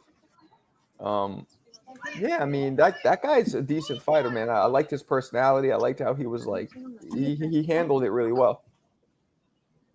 Yeah, I was But- watching his fight with Keyshawn, and he was actually giving him fits. I was like, damn, he might be one of those guys who has his number. Yeah, he was clipping him nice. Yep, was definitely catching him, but he ended up losing. But it was a good performance overall. Let's see if the stuff is true. Keyshawn is bad boxing business. Well, yeah, seen this too many times in the fight game. If what stuff is true? What stuff is true? What's he talking about? I mean, we saw him miss weight, and we saw what happened in the locker room. So I mean, it's not alleged. Yeah, and then he fight. Yeah, I mean, I don't know. We just want to see. I mean, I think most of us are just disappointed. Like Mo, Yeah. you were fucking out there, to see a fight, and you get nothing. That's crazy. I'll be pissed too. But Yeah, hey, at least you came up That's true. I did. momentarily, right? Oh, There you go, definitely. baby. Yeah, definitely. Yeah, that shit ruled. I was like, dude, fuck yeah! I just sold. I got a refund, and then I just got like a cheapo fucking bleacher seat, and I was like, bro, it was like that place was like half empty, so nobody gave a fuck. You got it from a scalper? That's up. Yeah. $5? Yep. Holy shit! Yeah, normally scalpers are trying to come up. You made out like a bandit, champ. That might have been his first day scalping. For real. He was like, 5? Yeah, cool. Mo walked away. His boys like, come here. What the fuck did you just do? Oh shit, that's crazy. And then you just moved down and they didn't bother you? Nah, bro. It's so funny. They had a security guard like walking through the stands and shit, and he straight up just he was coming up to me, right? I thought he was gonna say something. And he just came up, he was like, "What's up, man?" And he just sat down and started watching the fight with me. Hell no. That's funny. I mean, I guess they don't really say shit unless somebody comes down there and has your seat. Like, no, those are my right. I don't think they bother you. They don't check they never check tickets. They check you when you come in, but they don't check you repeatedly to make sure. Nah, not this place, bro. I mean, security was pretty lax, bro. I mean, it was like it was actually pretty cool because it felt super old schooly because everybody was just smoking. Like there was a dude in front of me smoking a cigar, and nobody gave a shit. It was, it was a very cloudy arena. So I'm a little jealous, man. I wish I was able to go fly out and do all that shit. You fly out to a lot of the fights? sometimes. Well, if they're gonna be big ones like this, Yeah, no, that's dope. Like I'll be able to do that once the kids get older, but that's not happening now. Mo Brain should have jumped Davis in the locker room. The weight problems and his inability to be professional on other levels, bad. Yeah, it's bad business, obviously. This was a big fight. Borderline. Big-ish. Good enough to go. I mean, good enough to go watch. Right. In boxing, we only slim pickings, right? There's not, when we get events, we go. It's not like the NBA where we have a whole season of nonstop events. Good point. Well, my thinking of it is this: like, there's only so many times you can go to T-Mobile or the theater at the Garden where it's like, oh, like this again, So, but if it's arena, it's a different place, then fuck it, why not? Does boxing drug test boxers like Keyshawn after erratic behavior? Well, he didn't fight, so since he didn't fight, they're definitely not drug testing him because there was no event. But no, they don't drug test after erratic behavior. They drug test as protocol for every fight based on whatever that state athletic commission, whatever rules that they have in place for testing. A good test for sure. Maybe not big, but important. Yeah, that's a good point. It was important. It was important. What's up, HLD in the house? Happy good. What's up, John? What's going on, Marco? Thank you for having me on. First time on the show. Appreciate it. What's going on? Hey, man, a little bit of everything, man. You know, this whole thing is like an onion, and you got to peel it part by part to understand how well the way I see it. Mm-hmm. It starts off by the immaturity and insecurity of a manufactured champion. That's what we saw break down this entire week. You know, this kid was given the path to become champion by fighting all these old washed pigeons. He's not that dude yet. He's not tested. He hasn't fought a person with a pulse yet. But they gave him his way to become champion. And now that this week came to fight at least somebody, even though he's been off 2 years, even though we know he had blood clot issues, but we know this guy could fight. And he tried to cheat. He tried to cheat to get the advantage, thinking that De Los Santos was gonna take the fight regardless, and it backfired in their faces. They didn't expect it to go this far. They expected it, okay, I get stripped, blah, blah, blah, but I still get to whoop his ass because I'm going to come in bigger. And no, it backfired. It totally backfired. You don't think Keyshawn's the goods? No, not yet. Not proven. I'm not saying he can't be, but I just know he hasn't proven it to me yet. That's how I felt. I mean, he looked good against Lemos, but when somebody's coming right at you with minimal defense, it's good to look. It's easier to look good. Well, look at it this way, Marco. This was supposed to be where he proved that he was the goods. Mm-hmm. That's why it was kind of like a big fight. Like, this is like, you know, this was like the sort of make or break moment. That's why it was kind of big, high anticipation. But is it when you're fighting a guy coming off a loss, a guy coming off of blood clot issues, shoulder issues? My God, bro. I mean, this is a super cherry pick. And then he's out here bragging that he picked him. My man, you picked the cherry pick. You know how much De Los Santos weighed just 2 months ago? How much? He was at 190 pounds. Jesus, really? Yes. That's a lot. This was fat camp. This was like Duran versus Leonard too. When they told him, okay, man, you got to fight next month. And that's the same thing. He just look at him. I mean, you say look at De Los Santos versus Shakur and how his appearance looked, and then look at him on this Friday, bro. Dude look like walking zombie. Yeah, you didn't look good. He didn't look good, Yeah, and so but he's hungry because he hasn't gotten paid. Thank God to the Commission of Virginia that it makes them have to pay him if the guy misses weight. Even still, the commission took off the 10-pound rehydration because Virginia has a automatic 10-pound rehydration rule in the state for combat sports, and they did Keyshawn a favor to remove it, and this guy still tried to cheat. It's despicable. Hey, bro, but he's the champ. What do you mean? That's what the perks of being the champ. Perks of being the champ. I don't want to hear that, bro. He ain't no real champ.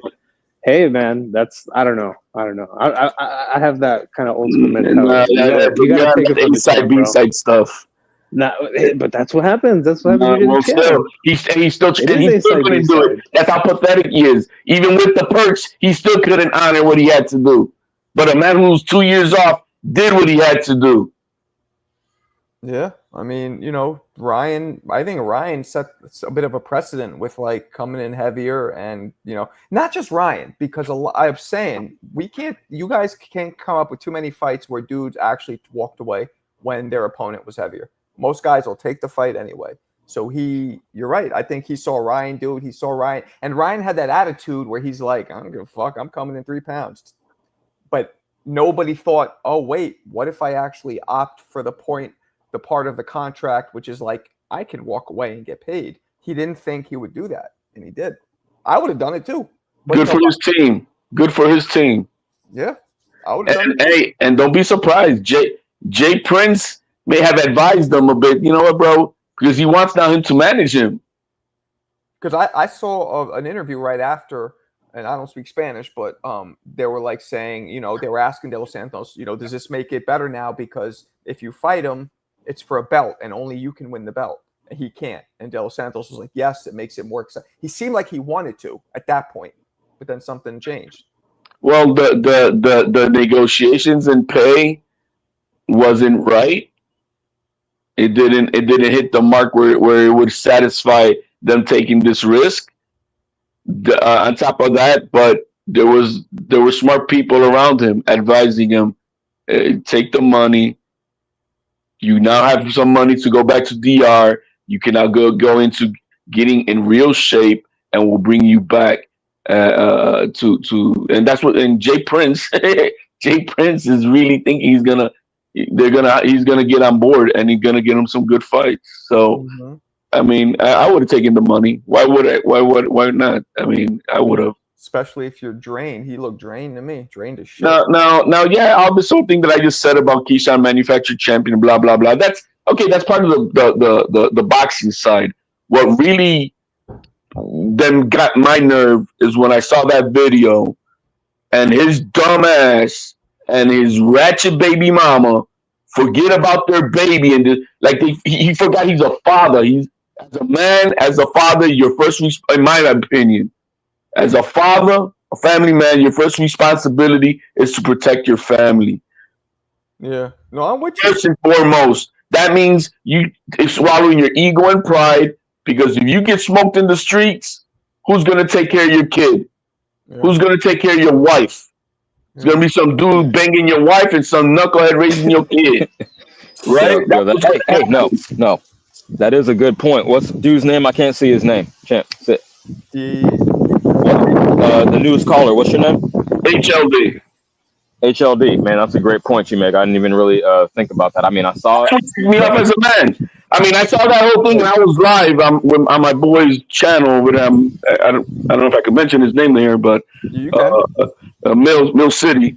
We were live, and some knucklehead trying to make something up, bro. That's wrong, man. As a man, you got to take care of your family first.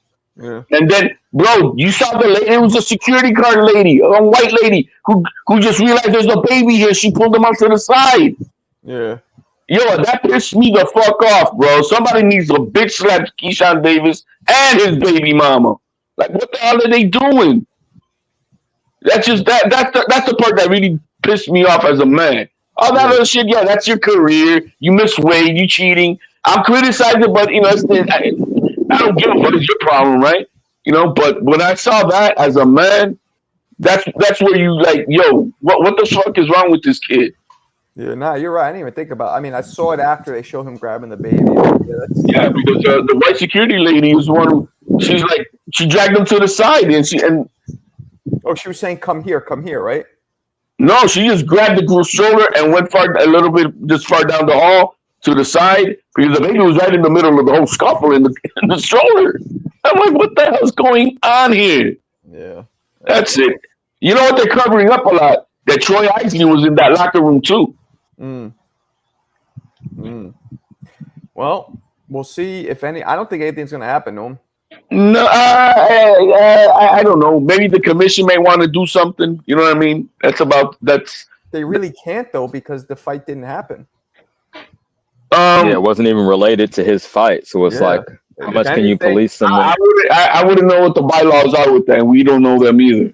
I think it would have to be, my guess would be maybe the arena or whoever wants. But what can happen, really, unless one of the dudes file assault charges? No, that's not true. In the state of Virginia, the victim does not have to press charges. If the prosecutor has enough evidence to press charges, they could do so on their own, yes. Okay, so then that could happen. It's a possibility, right? You got to have a zealous prosecutor to want to do that. Yeah, and again, nobody was left fucked up, really, so I don't know if that will happen. But I mean, there's an assault. There's not even an assault on Keyshawn. Yeah, I mean, I don't know. Do we know that it wasn't Nahir's brother who started fucking with him first? No, he came into his locker room. I got the whole interview of on Twitter. I get that point. The locker room is one thing. That's if Nahir wants to prep. But the scuffle that we saw was Nahir's brother stepping to Keyshawn and saying like, "Yo, what the fuck? You came in my brother's lock." So we don't know. Maybe Nahir's brother got in his face first because he was pissed at what Keyshawn did to his. You know what I mean? I don't know what happened. That scuffle that really wasn't nothing there. The real problem was just him trying to be a thug, trying to go into someone else's locker room. He had no business being in there. Right, but all he did, from what Nahir said, was he just kind of got in his face and headbutted him once. That was it. That's enough to get arrested and press charges. I mean, like, what are we talking about? Okay, I mean, I don't know. I don't know. We'll see. Not that Albright said he would. I'm not saying that he said that he would or anything like that. I'm just saying by a zealous prosecutor, if they wanted to, they could. Right. But again, that's so minor. But yeah, maybe he'll get an assault charge. But will he suffer any boxing consequences? I don't think. Here's the boxing consequences. The promoter, a lawsuit is more than likely is what's coming. A lawsuit by who? By Albright's promoter, per his words. Oh, okay. Yeah. Hey, here's another consequence. I'm never spending a fucking dime on this miserable cocksucker again. Fuck that dude. I hope they fucking sue his ass. I hope they sue his ass. You went to that shit. Mo, you made money because he made a mistake. You came up. You should be thanking him.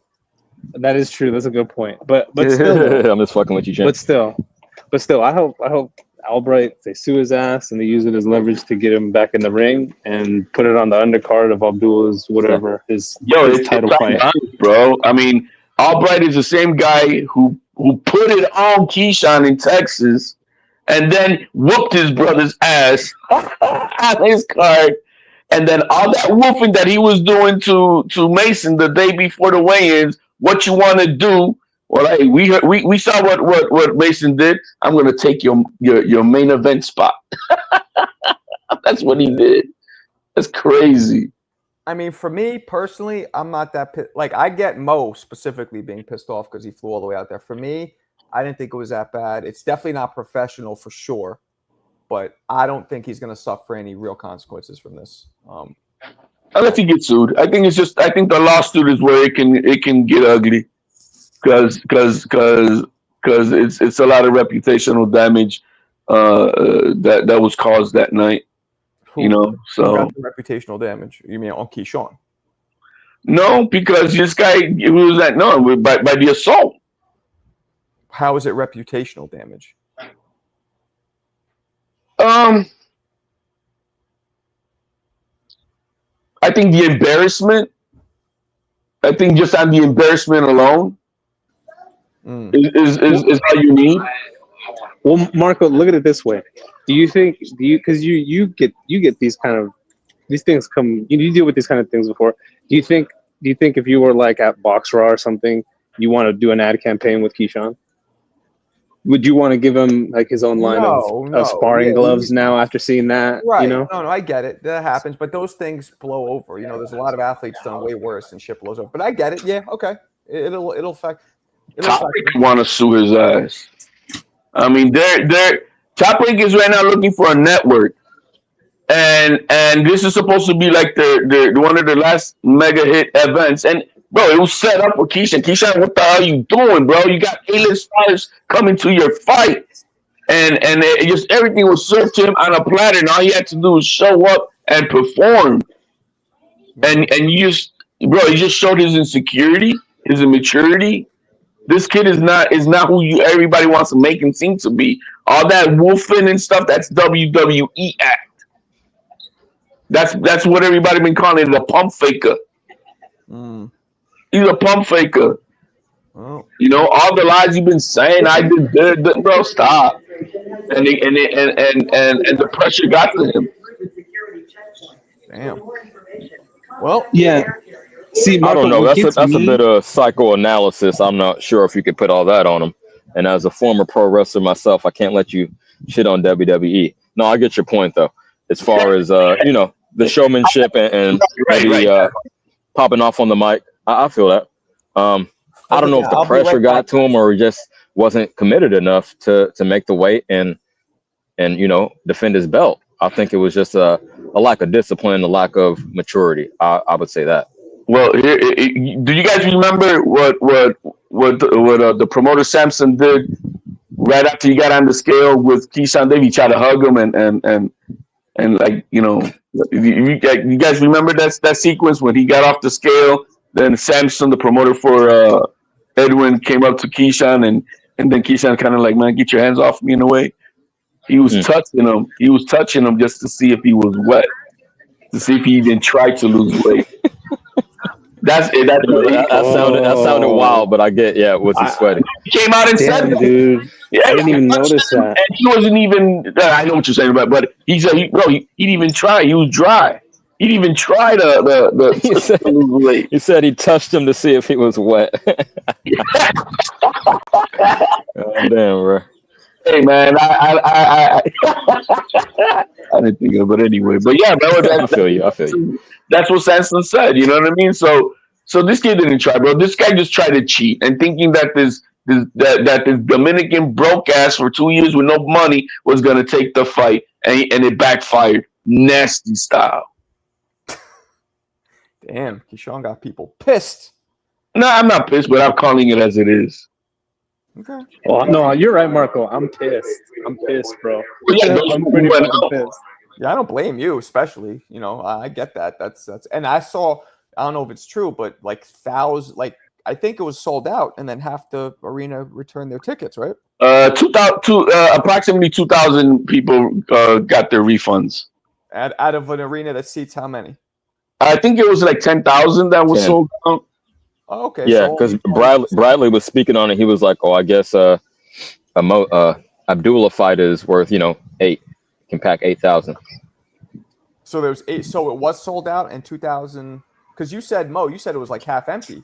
No. See, this is the thing. Those are 2,000 people that asked for refunds. What about the people who didn't ask for refunds? They just said fuck it. They just didn't go, or they tried to and it was too late, or they didn't know how to do it, or you know what I mean? I think the other 8,000 is they didn't know they could get a refund. That's true. I'm dead ass serious, for real. Yeah. Okay. Well, I mean, how was it? How was the energy in the event? Was it like where people had it feel? Bro, the energy was like they were just waiting to go home. It was not that crazy. Like it was just like, oh, woo, let's go, whatever. And then as soon as he came on screen, they booed his ass. Mm-hmm. Since you were there, I heard there seems to be some energy, like when Keyshawn's brother, was seemingly trying to make a comeback in that fight, and people started cheering and shit, but then he got clocked again, and it went away. Am I mistaken by that, or was it dead no matter what? I think that's why I said that was probably the highlight of the night, because that was the only fight where it really got people up. Like people started booing during the Tiger Johnson fight with he laid an egg. Yeah, and it was really obvious that he was just trying to phone it in, and then it wasn't until like maybe the 7th or 8th round where the crowd really started booing that he started to actually try to exchange and make it a fight, which I don't know. At least he tried. He might get cut now by Top Rank. I think Keyshawn and Teo is a really good next fight. What do you guys think? No, I agree. Okay, let me speak on it real quick because I'm about to jog this last little like half mile home after I speak and hop off. But I'm jogging. Okay. No, man, I'm training for that marathon. I gotta go. All right. But yeah, my personal best right now is 21 miles. I gotta push it to the next level. Anyway, you said Teo and Keyshawn. I'm of the position that I think you mentioned it earlier that Keyshawn had said I don't want him to get paid because he's a racist and practicing economic. How do I want to put this? Not sanctions, what I'm saying, because they're not a country, but group economics. And if someone hates you, why would you reward them for that with a payday? Even if you whoop his ass, he still made millions off of your name because you gave him the opportunity. So I'm of that opinion. As far as in the ring, yeah, I mean, it would sell the built-in storyline. Both of them are kind of fuck ups and need that redemption. So Yeah, I could see that. I mean, I wouldn't mind seeing the fight, but Mhm. that's I where I'm think at with it. Hey, I think thanks for having me on. I'm tapping out. I'll be back. you the man. You the man. Teal don't look so crazy this morning, huh? Nah, I mean, again, Tio, doing all that N-word shit and all that, that's a whole different level of offense. So it all depends on who you're asking. I'm on the side of Charlo with that. I think we way too sensitive on a lot of bullshit. Mm. Well, there's a thing though. That's easy to say when it's not directed at you. You know Yep. what I mean? It's like Crawford has a reason to be angry. Like, No, he's you know what I not mean? angry. That's the problem. Everybody else is angry but Crawford. Crawford, yeah, I don't even know if he was angry or not. Yeah, no, he got angry and then That's what I'm saying. he got angry and then he approached him in person and Tio was No, that didn't happen like that. You guys forget that they all had their meeting in front of Turkey and they had a scuffle and they took a picture. Right. And then he just took an opportunity to make a video just to save face. But that might have only been because Tio was like in person, yo, chill. This was just promotion. I didn't mean it. That's I think what happened. If Tio would have been like standing on it, like, nah, fuck you, you guys eat bananas, it would have been a whole different story. No, because what you're using with the word promotion is no, I'm trying to entice a fight with you before you have a fight with Canelo. But obviously that's not happening. Yeah, that's definitely not happening. Now I claim all this thuggish shit because that's the daddy of this crew. Crawford is the daddy of the Keyshawn, the Shakur, the Troy Isley. He's the daddy of that Bomac crew. And what was it, like 3 fights ago when Tio had I don't know if it was for the Claggett fight or whatever, that they were standing outside of his locker room trying to be a thug. And so look at what his young puppies did yesterday. They're following in their daddy's footsteps, acting like an ignorant fuck. Instead of making the fight in the ring, you want to take it outside the ring. Now look how he backfired. Who's the example here? I'm with you. No, that's not fair. That's not fair. Because then who went to Albright's locker room afterwards to make nice and Crawford solve the wounds? There you go. He's the daddy. He's the daddy of that crew. But you can't blame him. This is a grown ass man. It's not his fault. You're not listening to what I said entirely though. He's the one who set the example. They all want to be like his daddy, right? I don't know. Yeah, I think that's unfair, but hey, I come to the way I see it. I just, I don't know, but I think that'd be a good fight. They're also in the same weight class now. You know what I mean? He's done with 35. He might not even be able to make 40. A lot of these guys, all these other guys, went from 35 to 47. He was always a weight bully. I mean, the fact that he made it this long, it says a lot. I mean, he was way bigger. Like when I saw him push Del Santos, I was like, Jesus, that's a big size difference.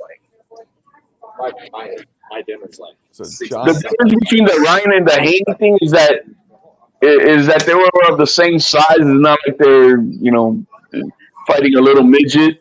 And Devin Haney has been a weight bully his entire damn career, coming in at 160, 165 at lightweight, coming at 165 to 140. That's what he's been coming in at.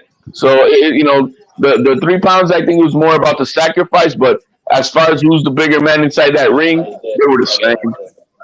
Yeah, they say Haney weighed more on fight night, but it is. So that's the only reason why I don't harp on that so much, because they were a weight bully. Yeah. Well, I don't know, man. It's Well, look at it this way. Marco. Turkey's putting up a card in August already. They already announced a couple of possible matchups. What they announced? Hey, bro. Dude, I forget some random ass names, but they need bigger. AJ's on that August 16th card. He's the main event with the other heavyweight, is he not? That's what it is. You got AJ fighting. I forgot who it is, and then everybody else on that undercard. Who the fuck's he fighting? I forgot. Cabello? That's how uninterested I am. Let me see. Anthony Josh. He's fighting. I actually kind of thought it was not bad, but let's see. I'm surprised AJ's still fighting. He should walk away while he has his marbles. Oh, see, it's not officially announced yet. No, it'll be now. Now, what's interesting? Dana White made some news yesterday. He's Hmm. actually promoting the Canelo Crawford fight. Oh, okay. Just it seems like what is going to be like a partnership with Silas a Riyadh season, but he can't. No, he said it out of his own. I'm promoting the Canelo and Crawford fight. Now, where is he going to be at? I still don't know because there's not a stadium on hold in all of Vegas September 13th, and it can't be at Allegiant Stadium because of the UNLV game that's being televised on that end. I know that Turkey's got money, but Yeah. he don't got that much money against college football to get him off of a televised game on Saturday. I mean, So the next big card, I believe, is the 12th, right out here in Queens, July 12th. It's a Turkey card, right? That's the next big one. Yeah, Louis Armstrong Stadium. If I don't get fucking approved to that, I might just quit this boxing content creator shit because I can't keep getting denied in my own city. Shit's embarrassing. You've been trying to get credentials, Marcos? What's that? You've been trying to get credentials? I've gotten some, but they've been like, look, I get the Times Square thing because they only let 200 people in there. I get that I'm not at that level yet. Fine, but yeah, nah, like they denied me to a couple of them. I don't know why. If I get denied to this one, and I got big name, like I have big name people putting in words for me too. It's fucking weird, but yeah, I'm trying to get to this one for sure. Who's on that card, Mo? Have you yet to hold the hand of Turkey? I'll hold his hand. I'll in a fucking for a Well, job. you got to, man. Yeah. We go out to I mean, they look for people specifically, to their agendas and blah blah blah and all that stuff. So yeah, I mean, I'm not gonna bang him, but like I'll hold his hand. Sure, why not? But I have somebody reached out to Turkey directly for me. Like I've had people, vouch for me. So we'll see what happens because I want to work the fight. I don't just want to go as press. I want to, I'm trying to get a job in there because I'm having some talks with people over there at Sella. But we'll see what happens. But who's on that fight in the 12th? What are the matches? So it's supposed to be the three main fights, the three big fights that are announced. It's going to be Puyo versus Matias. Okay. And then the undercard is going to be Shakur Zepeda. Okay. And then the main event, the event that everyone in the stadium is going to be there to see. Everyone in that stadium is solely going to see Edgar Berlanga knock out Hamza Shiraz. Okay. Everyone's going to be there just to see Berlanga. Yeah, he said that confidently, huh? Nah, no, man. Berlanga is not that big in my home state. I'm telling you guys, he's not that fucking big. He's big. He has a following, but it's not at that level. I'm telling you guys. All he needs is his 4 million Puerto Ricans, and that's it. They don't. You think boxing is the least known sport out of all the major sports? But your Knicks took a shit, so they did. All right. So what else is there to do? They did. Where are you from? You sound like what? Let me guess. California? No, bro. Cali? No. Where are you from? I'm from Puerto Rico. Oh, you're Puerto Rico. Are you in Puerto Rico now? No, I'm not. Okay. You grew up in Puerto Rico though? I did. Okay. Yeah, so I don't know, man. I mean, like, all right, let's ask you. You're Puerto Rican. Are you a Berlanga supporter? No, not really. I was when it came to this Canelo fight, bro. I was just praying and hoping he didn't embarrass us, and he didn't. I give him that much. No, he did not embarrass us. He fought the dude, and he did his absolute best, and I like the dog in him, so I could respect that. All the other antics, I don't like it. All that daddy Yankee wannabe shit. I'm not into all that bullshit. I feel like I don't know if you feel this way about Puerto Ricans, but I feel like he makes us New Yorkers look bad because he comes like he just kind of acts like he's trying to play a villain. I don't like it. But he's trying to play that the Carlitos way type of attitude, and he ain't that. You know what I mean? And the way he tries to you can't say culture vulture to his own people, but bro, you're not from the island. It's as simple as that. So you're not an organic Tito Trinidad. We praise our fighters when they are proven. Cotto proven. Well, let me ask you a question. Did you guys? I don't know how old you are, but did you consider Hector Camacho? Or because I think he. Yes, but then when he fought Chavez. Gomez, Gomez. Yeah. it was a split. It was a split because one is organically from the island, the other guy isn't. For that fight, right? Because he doesn't behave like the tip.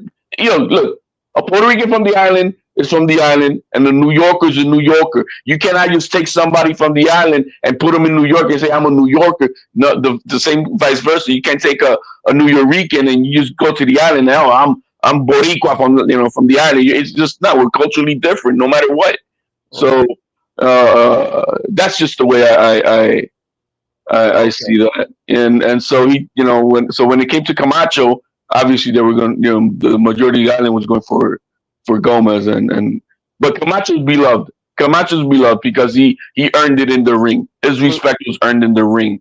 And Rosario was Rosario. I said Gomez, right? Rosario.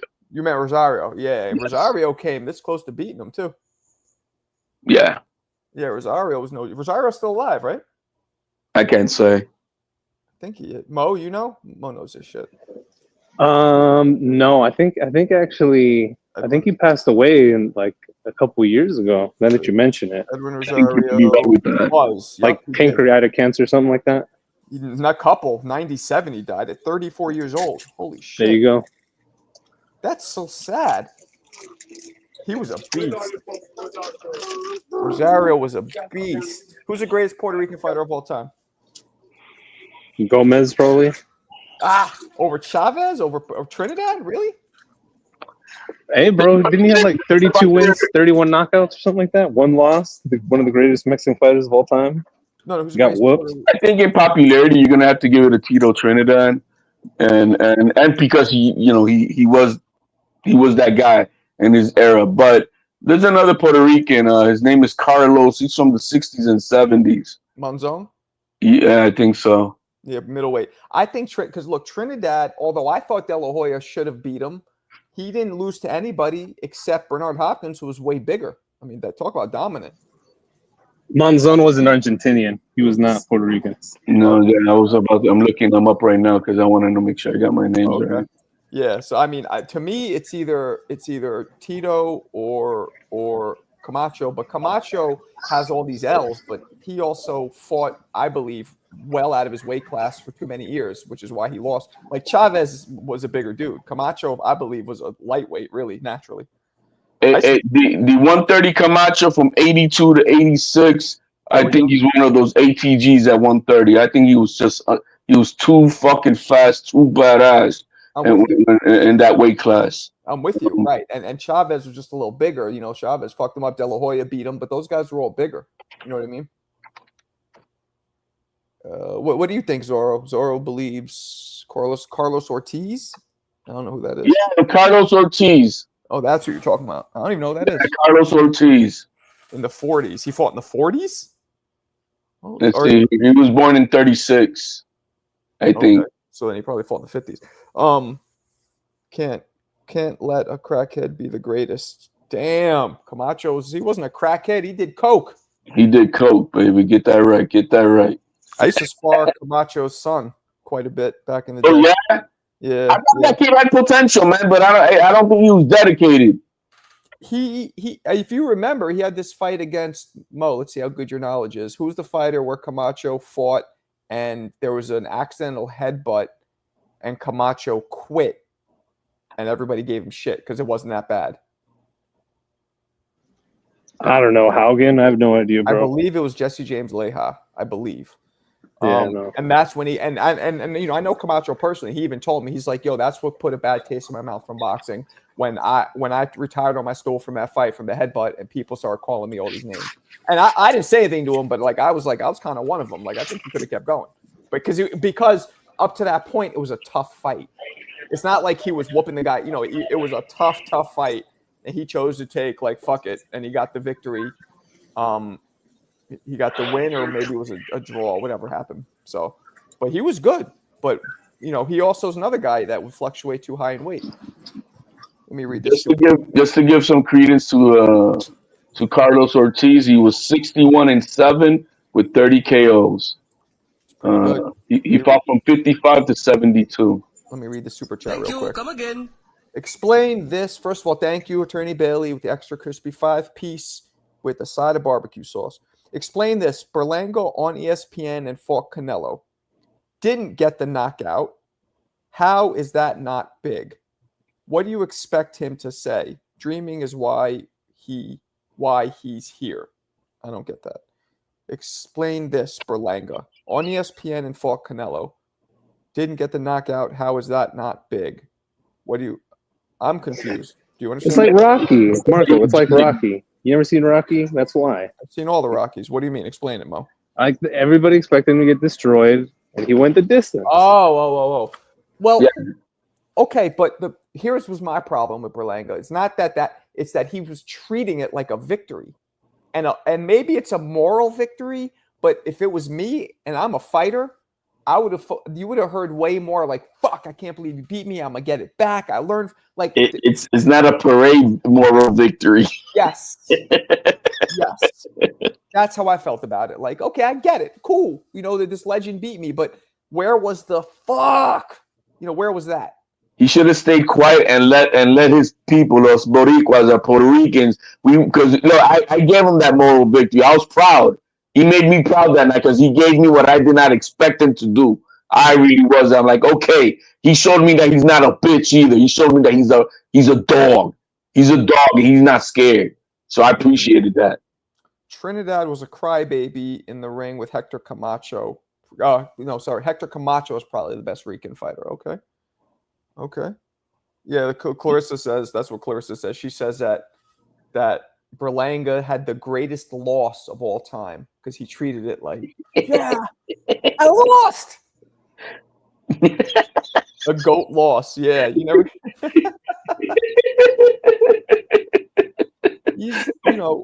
I really don't think Berlanga is going to be a top fighter. I don't see that just yet. At 168, the way that I see the landscape, who beats him? Besides Canelo? Pacheco? Nah. That guy got his ass whooped by that old ass Stone Cold Nelson, and then he ducked that other fight. He ducked M. Billy. What you mean? He beat Nelson? They knew he was not ready for that. He beat Nelson. Yeah, by Nelson almost beating his ass. He was exposed in that fight. I don't know. I think Nelson's a good fighter. Hey, HLD. Hey, you're tripping, bro. Like that was that was a great fight. Pacheco outboxed him like 8-2. I don't know what you're talking about. Exposed what? Hey, the only thing that got exposed was that Nelson could hang. Everybody expected Nelson to get destroyed in that fight, and it shocked the world that he even lasted that long. That dude was huffing and puffing. He grew up with Buddy after that fight, and they decided to fight. Who's he fighting now? They pumped their brakes on this kid. He's fighting Macumbi. He's fighting Macumbi on the BAM undercard. He's gonna Macumbi's gonna get fucked up. Appreciate you, attorney. Another 2-piece. My point is, don't change what you do. It got you here. Okay. I think what Attorney Bailey means is that Berlanga has this persona that he's the underdog. He's the guy that people want to root for because he was the underdog, so they need to keep putting him into those kind of like underdog fights. Like the same thing with the Shiraz. Look, at the end of the day, he's a fan-friendly style, and that's good for the sport. Like there's a reason why he's headlining that card and Shakur is not. Like, let's be real. Zorro, who says, and this gentleman here, those of you who don't know, is a Puerto Rican gentleman. He says, I am no fan of Berlanga. He's a decent fighter with great power, but my lord, the delusion of him being a superstar is disgusting. So who really calls him a superstar besides Ness? Now, besides that, he did have one thing coming up in New York, and only people in New York knew this. Because he started knocking everybody out in the first round, got the support of some big name athletes and actors and rap. Fat Joe, Tracy Morgan. He was being walked to the ring by celebrities. So that gave him the illusion, but it was more of a thing where people would look at it and be like, who's that guy that Fat Joe's walking with? It wasn't like, whoa, Berlanga. They're like, who's that guy that Tracy? he was never a superstar. Like, who thinks he's a superstar besides maybe Ness and a couple people in the theaters in New York that were like, why is Tracy Morgan walking like this guy? No, it's a real question. Berlanga has the attitude of that ugly girl who's the 2, but thinks that she's the 10. Yeah. He does. That's what it is. He does. He's like, I look good. Guys like, You're he's that chick at the strip club that you give a couple of dollars just to get away from your table. yeah. Get your ugly ass away from me. Johnny too. Well, Johnny interviews him, so Johnny supports all the guys he interviews who like he talks to, I guess. Which whatever, it'll help his career, I suppose. But Foreman was a former champ already by then, huh? Hey, but that's all I got. I just wanted to kind of give my 2 bits on the whole Keyshawn thing. The kid needs some serious real men help to guide him, because obviously seems like he's raised by a single mama and he's got that single mama energy. Yeah, so he needs someone to guide him properly, and if anything, this is what happens in this new generation where we got an entire country of that's basically a fatherless country raised by a bunch of women, and no one to teach these men how to be more stoic as men and understand the pressures of life and how to act when you're in it, and it's not acting like a bitch like he's been or any of these other guys. You know what I mean? So this is beyond boxing. We just see this on our generation day in and day out, and it's a pandemic. You know what I mean? But that's all I got, Marco, man. I do appreciate your time. Thank you very much. Yeah, you're the man. Call in again. HL. I did not think he was Puerto Rican. Mo, was it just me? Or did he sound like a California dude? Nah, he didn't sound California to me. He did sound Puerto Rican, in my opinion. Well, Vega was surprised too, and he is Puerto Rican. He didn't sound, I guess, because I'm thinking I'm familiar. That's what it is. I'm used to New Yorkers. They have a certain accent. He didn't sound like one of those, so that's probably what it was. Smart though, my man. It's been a rough week for boxing, especially last night was super worse for the Davis brothers in front of their hometown. Unacceptable. Yeah, well, that's true. Berlanga and Haney still think they're in the undefeated club. Yeah, they do. I mean, Haney has a slight argument because the dude was on drugs, but I don't know about Berlanga. But at 40, he lost, and everyone laughed at him. They just laughed, and Berlanga said Foreman didn't deserve a Holyfield. Berlanga saying Foreman didn't deserve a Holyfield? Wait, when did Berlanga talk about Foreman? What am I missing here? I thought he was Mexican too. I swear to God, Vega. I thought he was Mexican too. I thought he was Mexican from California. But he wasn't. He's one of your peoples. Looking forward to debating your ass, CJ. Oh, wait. Did I read? I did not read this. Sorry, CJ. Appreciate you, big dog. I'll give you the sound effect that you like, because it's about satisfying the people. First, I got to find the fucking thing. Open your fucking ears, jackass. Royal penis is clean, Your Highness. You probably like that one, too. The royal penis is clean, Your Highness.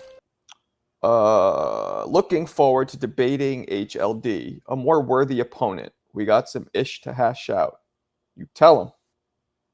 Yeah, he's a fiery Rican. Thought he was nice. Clarissa, shut up. Ooh, that's not nice. That's a woman. Y'all got the nerves with PD users. Damn, telling women to shut up. And this conversation has nothing to do with Devin. That's why he's the most talked about boxer in boxing. Michael, Devin Haney is not the most talked about boxer in boxing. Let's not, come on. Word. I thought he was from Texas. Texas? Okay. Yeah. Well, he's from Puerto Rico, but he could have grew up in, maybe he spent half of his life not, you know what I mean? Maybe he moved from Puerto Rico young, and who knows? Oh, we were all just shitting all over you and Berlanga, Johnny. You missed it. It was fun. I hate fans of men. Haney fans are the worst. Keyshawn, the sketchy businessman. Yeah. He needs to go back to business school, I guess. Hey, Marco, burger, fries, drink, delicious. I'll bet it is. Enjoy it.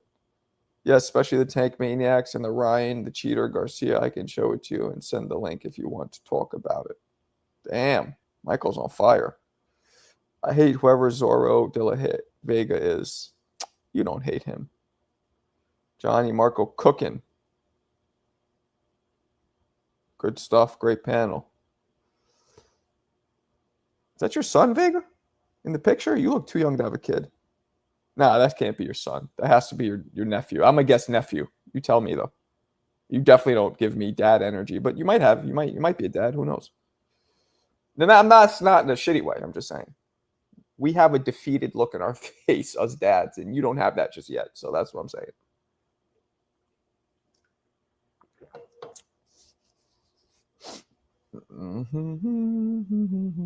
I'm looking for the shit. I'm looking for the shut up statement. Can't find it there. Must have gotten cold feet. He said, shut up, Clarissa. Somebody might have. Yeah, see, I look at you on StreamYard. On the thing, somebody might have deleted that because it was rude. Yeah, the public push for Keyshawn to change his nickname. I have a fourth. What? You don't have no fucking. Are you fucking with me? Because I know you like being sarcastic. That's really your son? How fucking old are you? This is confusing the shit out of me. You had a what? The day your balls dropped, you banged a girl and got her pregnant? Like literally the day your balls dropped. You're like, okay, ready. How'd you have, unless you're like way, way older than you look. I'm going live tonight, 7 p.m. Tune in. Talking mad shit. It's 5 years old. Lou Boogie. You seem like you're from New York, Lou. I could be wrong. Teofimo, Haney, Keyshawn, seems like boxing is a soap. That's a fact, Lou. So you're 30. I got to do math now. 36? 35? You're 35. Okay, you look about 35. So you had him young. I'll tell you one thing. Sometimes I wish I had that shit young too. I would have been free and clear right now. He would have been paying my bills possibly.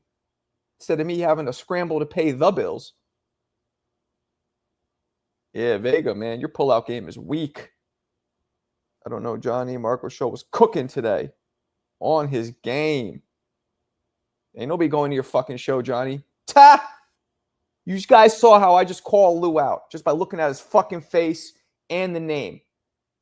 We say boogie and everything in New York City. BX. What part? Co-op City? Don't tell me I just called it. Co-op City? Tonight is Marco Hate Show on the Hangout spot. Good. I'll send you a picture of these nuts. 36. Damn, you old. That looks like Marco in the Zorro de la Vega pic. Me as a kid? Yeah, a little bit, actually, with the hair. Damn, this fucking guy. This guy's banging up everything at 21. Pull-out game, weak. I'm glad he was. I'm a Marco fan. I'm not a hater like he is. I actually support my fellow podcasters. Yeah, I don't support any of you motherfuckers. Brook Ave, South Bronx, the South Bronx, South Bronx, the South Bronx. I spent time in, not the South, I think, where the fuck did he live? I think it was the North. Marco wishes. I don't wish for much except hair. Marco, just do Johnny a solid. Just go on his stream. Just go on there, talk shit about Bumberto, make jokes about his hairline. Just do him a solid. Only if Roberto sends me a cat. I'm just kidding. Okay, Johnny. Well, honestly, it's really a time thing. He always goes live when I'm like putting my kids to sleep. I have a young daughter. She's 7, 8. I mean, it's hard for me. But if he's still live after I'm done with that, I will. Nah, I'm just playing, Johnny. You know I'm just playing. I know, Johnny, you guys need to collab. Marco is the comedy. I'm funny, Johnny. That's what they say. I got family in Castle Hill. Represent Park Hill with a $100 bill. What Kobe say? Trump versus Musk. You know what was going to be real was Zuckerberg versus. Come on, Mo, you might know this. Zuckerberg was actually going to fight somebody. Oh, Elon Musk. He's gonna fight Elon Musk cage match, bro. They were going to do that, but I don't know if it's still going to happen. No, Elon Musk is a big fat pussy, bro. He said, "Fuck that shit." He did saw. Yeah, he saw Zuckerberg was on that TRT. He was on that. He was on those Mungia steaks, and he said, "Nah, I'm good." Yeah, because Jana White was like, "Yeah, they both hit me up for real about it." I was like, "Jesus." Attorney Billy, that is a real fight. Yeah, man. Cray. That'd be cool though, seeing, because I guess Zuckerberg like he works out MMA shit. Castle Hill Ave for years. Boogie Lou. Damn. Yeah, I never went to the Bronx much. Just one of my friends I used to visit back in the day, but I think it was the north, like Mashalou area maybe. I don't fucking remember. I know it was a long ass train ride from Midtown. I know that. What else we got, people? Oh, Pocket. Sorry, big one I missed. Exclusive squad. Excuse squad. Excuse me. This makes it worse. The fact that Kelvin Davis, Bud Crawford, Bomac apologized to Albright after the incident. That's real, not fake. Yet, Keyshawn has not issued an apology. That's Actually, true. That's not true. That's actually not true because Tone. Yes, Tone read the statement out live. I guess they put a Facebook post with the brothers saying like, "Oh, you know, we're sorry for whatever hurting people's feelings or some shit." I mean, it was kind of like an apology, but it kind of read as more like salty, like annoyed at the media or whatever. But I mean, they put out something. They said something at least. Lou Boogie looks straight out of East LA. Nah, man, that's a Bronx dude. Get out of here. Can someone please kick this Zora guy off the chat? I can't stand him. Yeah, I don't like him either, but, you know, it's Adopt a Boricua Day. So here we go. Damn, Johnny. What's with the Boricua and Boricua hate? You can't be doing that. It's no good. Hey, Johnny's trying to catch a fade at Border Wars with Vega, bro. He's starting the promo early. That's what it seems like. Vega will hit Johnny like the Tasmanian Devil Hurricane. Johnny will be tired and taking a knee just out of sheer exhaustion. Vega has that fresh 35-year-old Energizer battery pack in his back. He's good to go. Wanted to see Trump versus Biden. I mean, yeah, but they're not. You know, that's a lot of old people. Marco, tell Johnny how the live fight chat is much better without him around. I don't want to say that. That's true. You know, whatever. You would never hit Johnny because Johnny will fucking parry it. Johnny will Victorville roll on you. You'll miss every shot. Johnny, I pulled up for the face-off. Chicken Bumberto got to be banned on all platforms. Johnny loves Alberto. Literally, like loves him. You shower Johnny the screenshots. Showed. I don't shower with Johnny. It's super gay. I don't shower with him and show him screenshots. Live chats are always better with me around. Yeah, you guys are wild. Okay.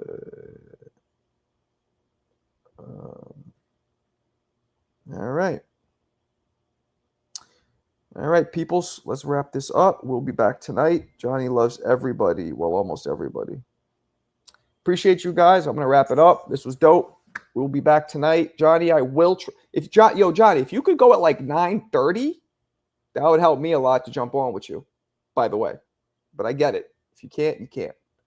Otherwise, I'll be back on around 10 tonight, and I will try to jump on with Johnny's before. But I appreciate you guys. You guys are the dopest ever. We'll try. And by the way, I am raffling off these joints, as we know.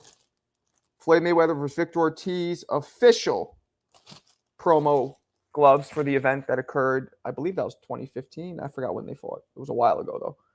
I'm surprised Yayan didn't chip in on that one. I know he's a big Floyd fan. But yeah, do that. You guys know the way it works. Shut up, Vega. You know what? I'm with Johnny now. You're out of here. Victorville in the building. You from Victorville, Tatted? For real? Oh, okay. All right, people. I will catch you guys tonight. Peace.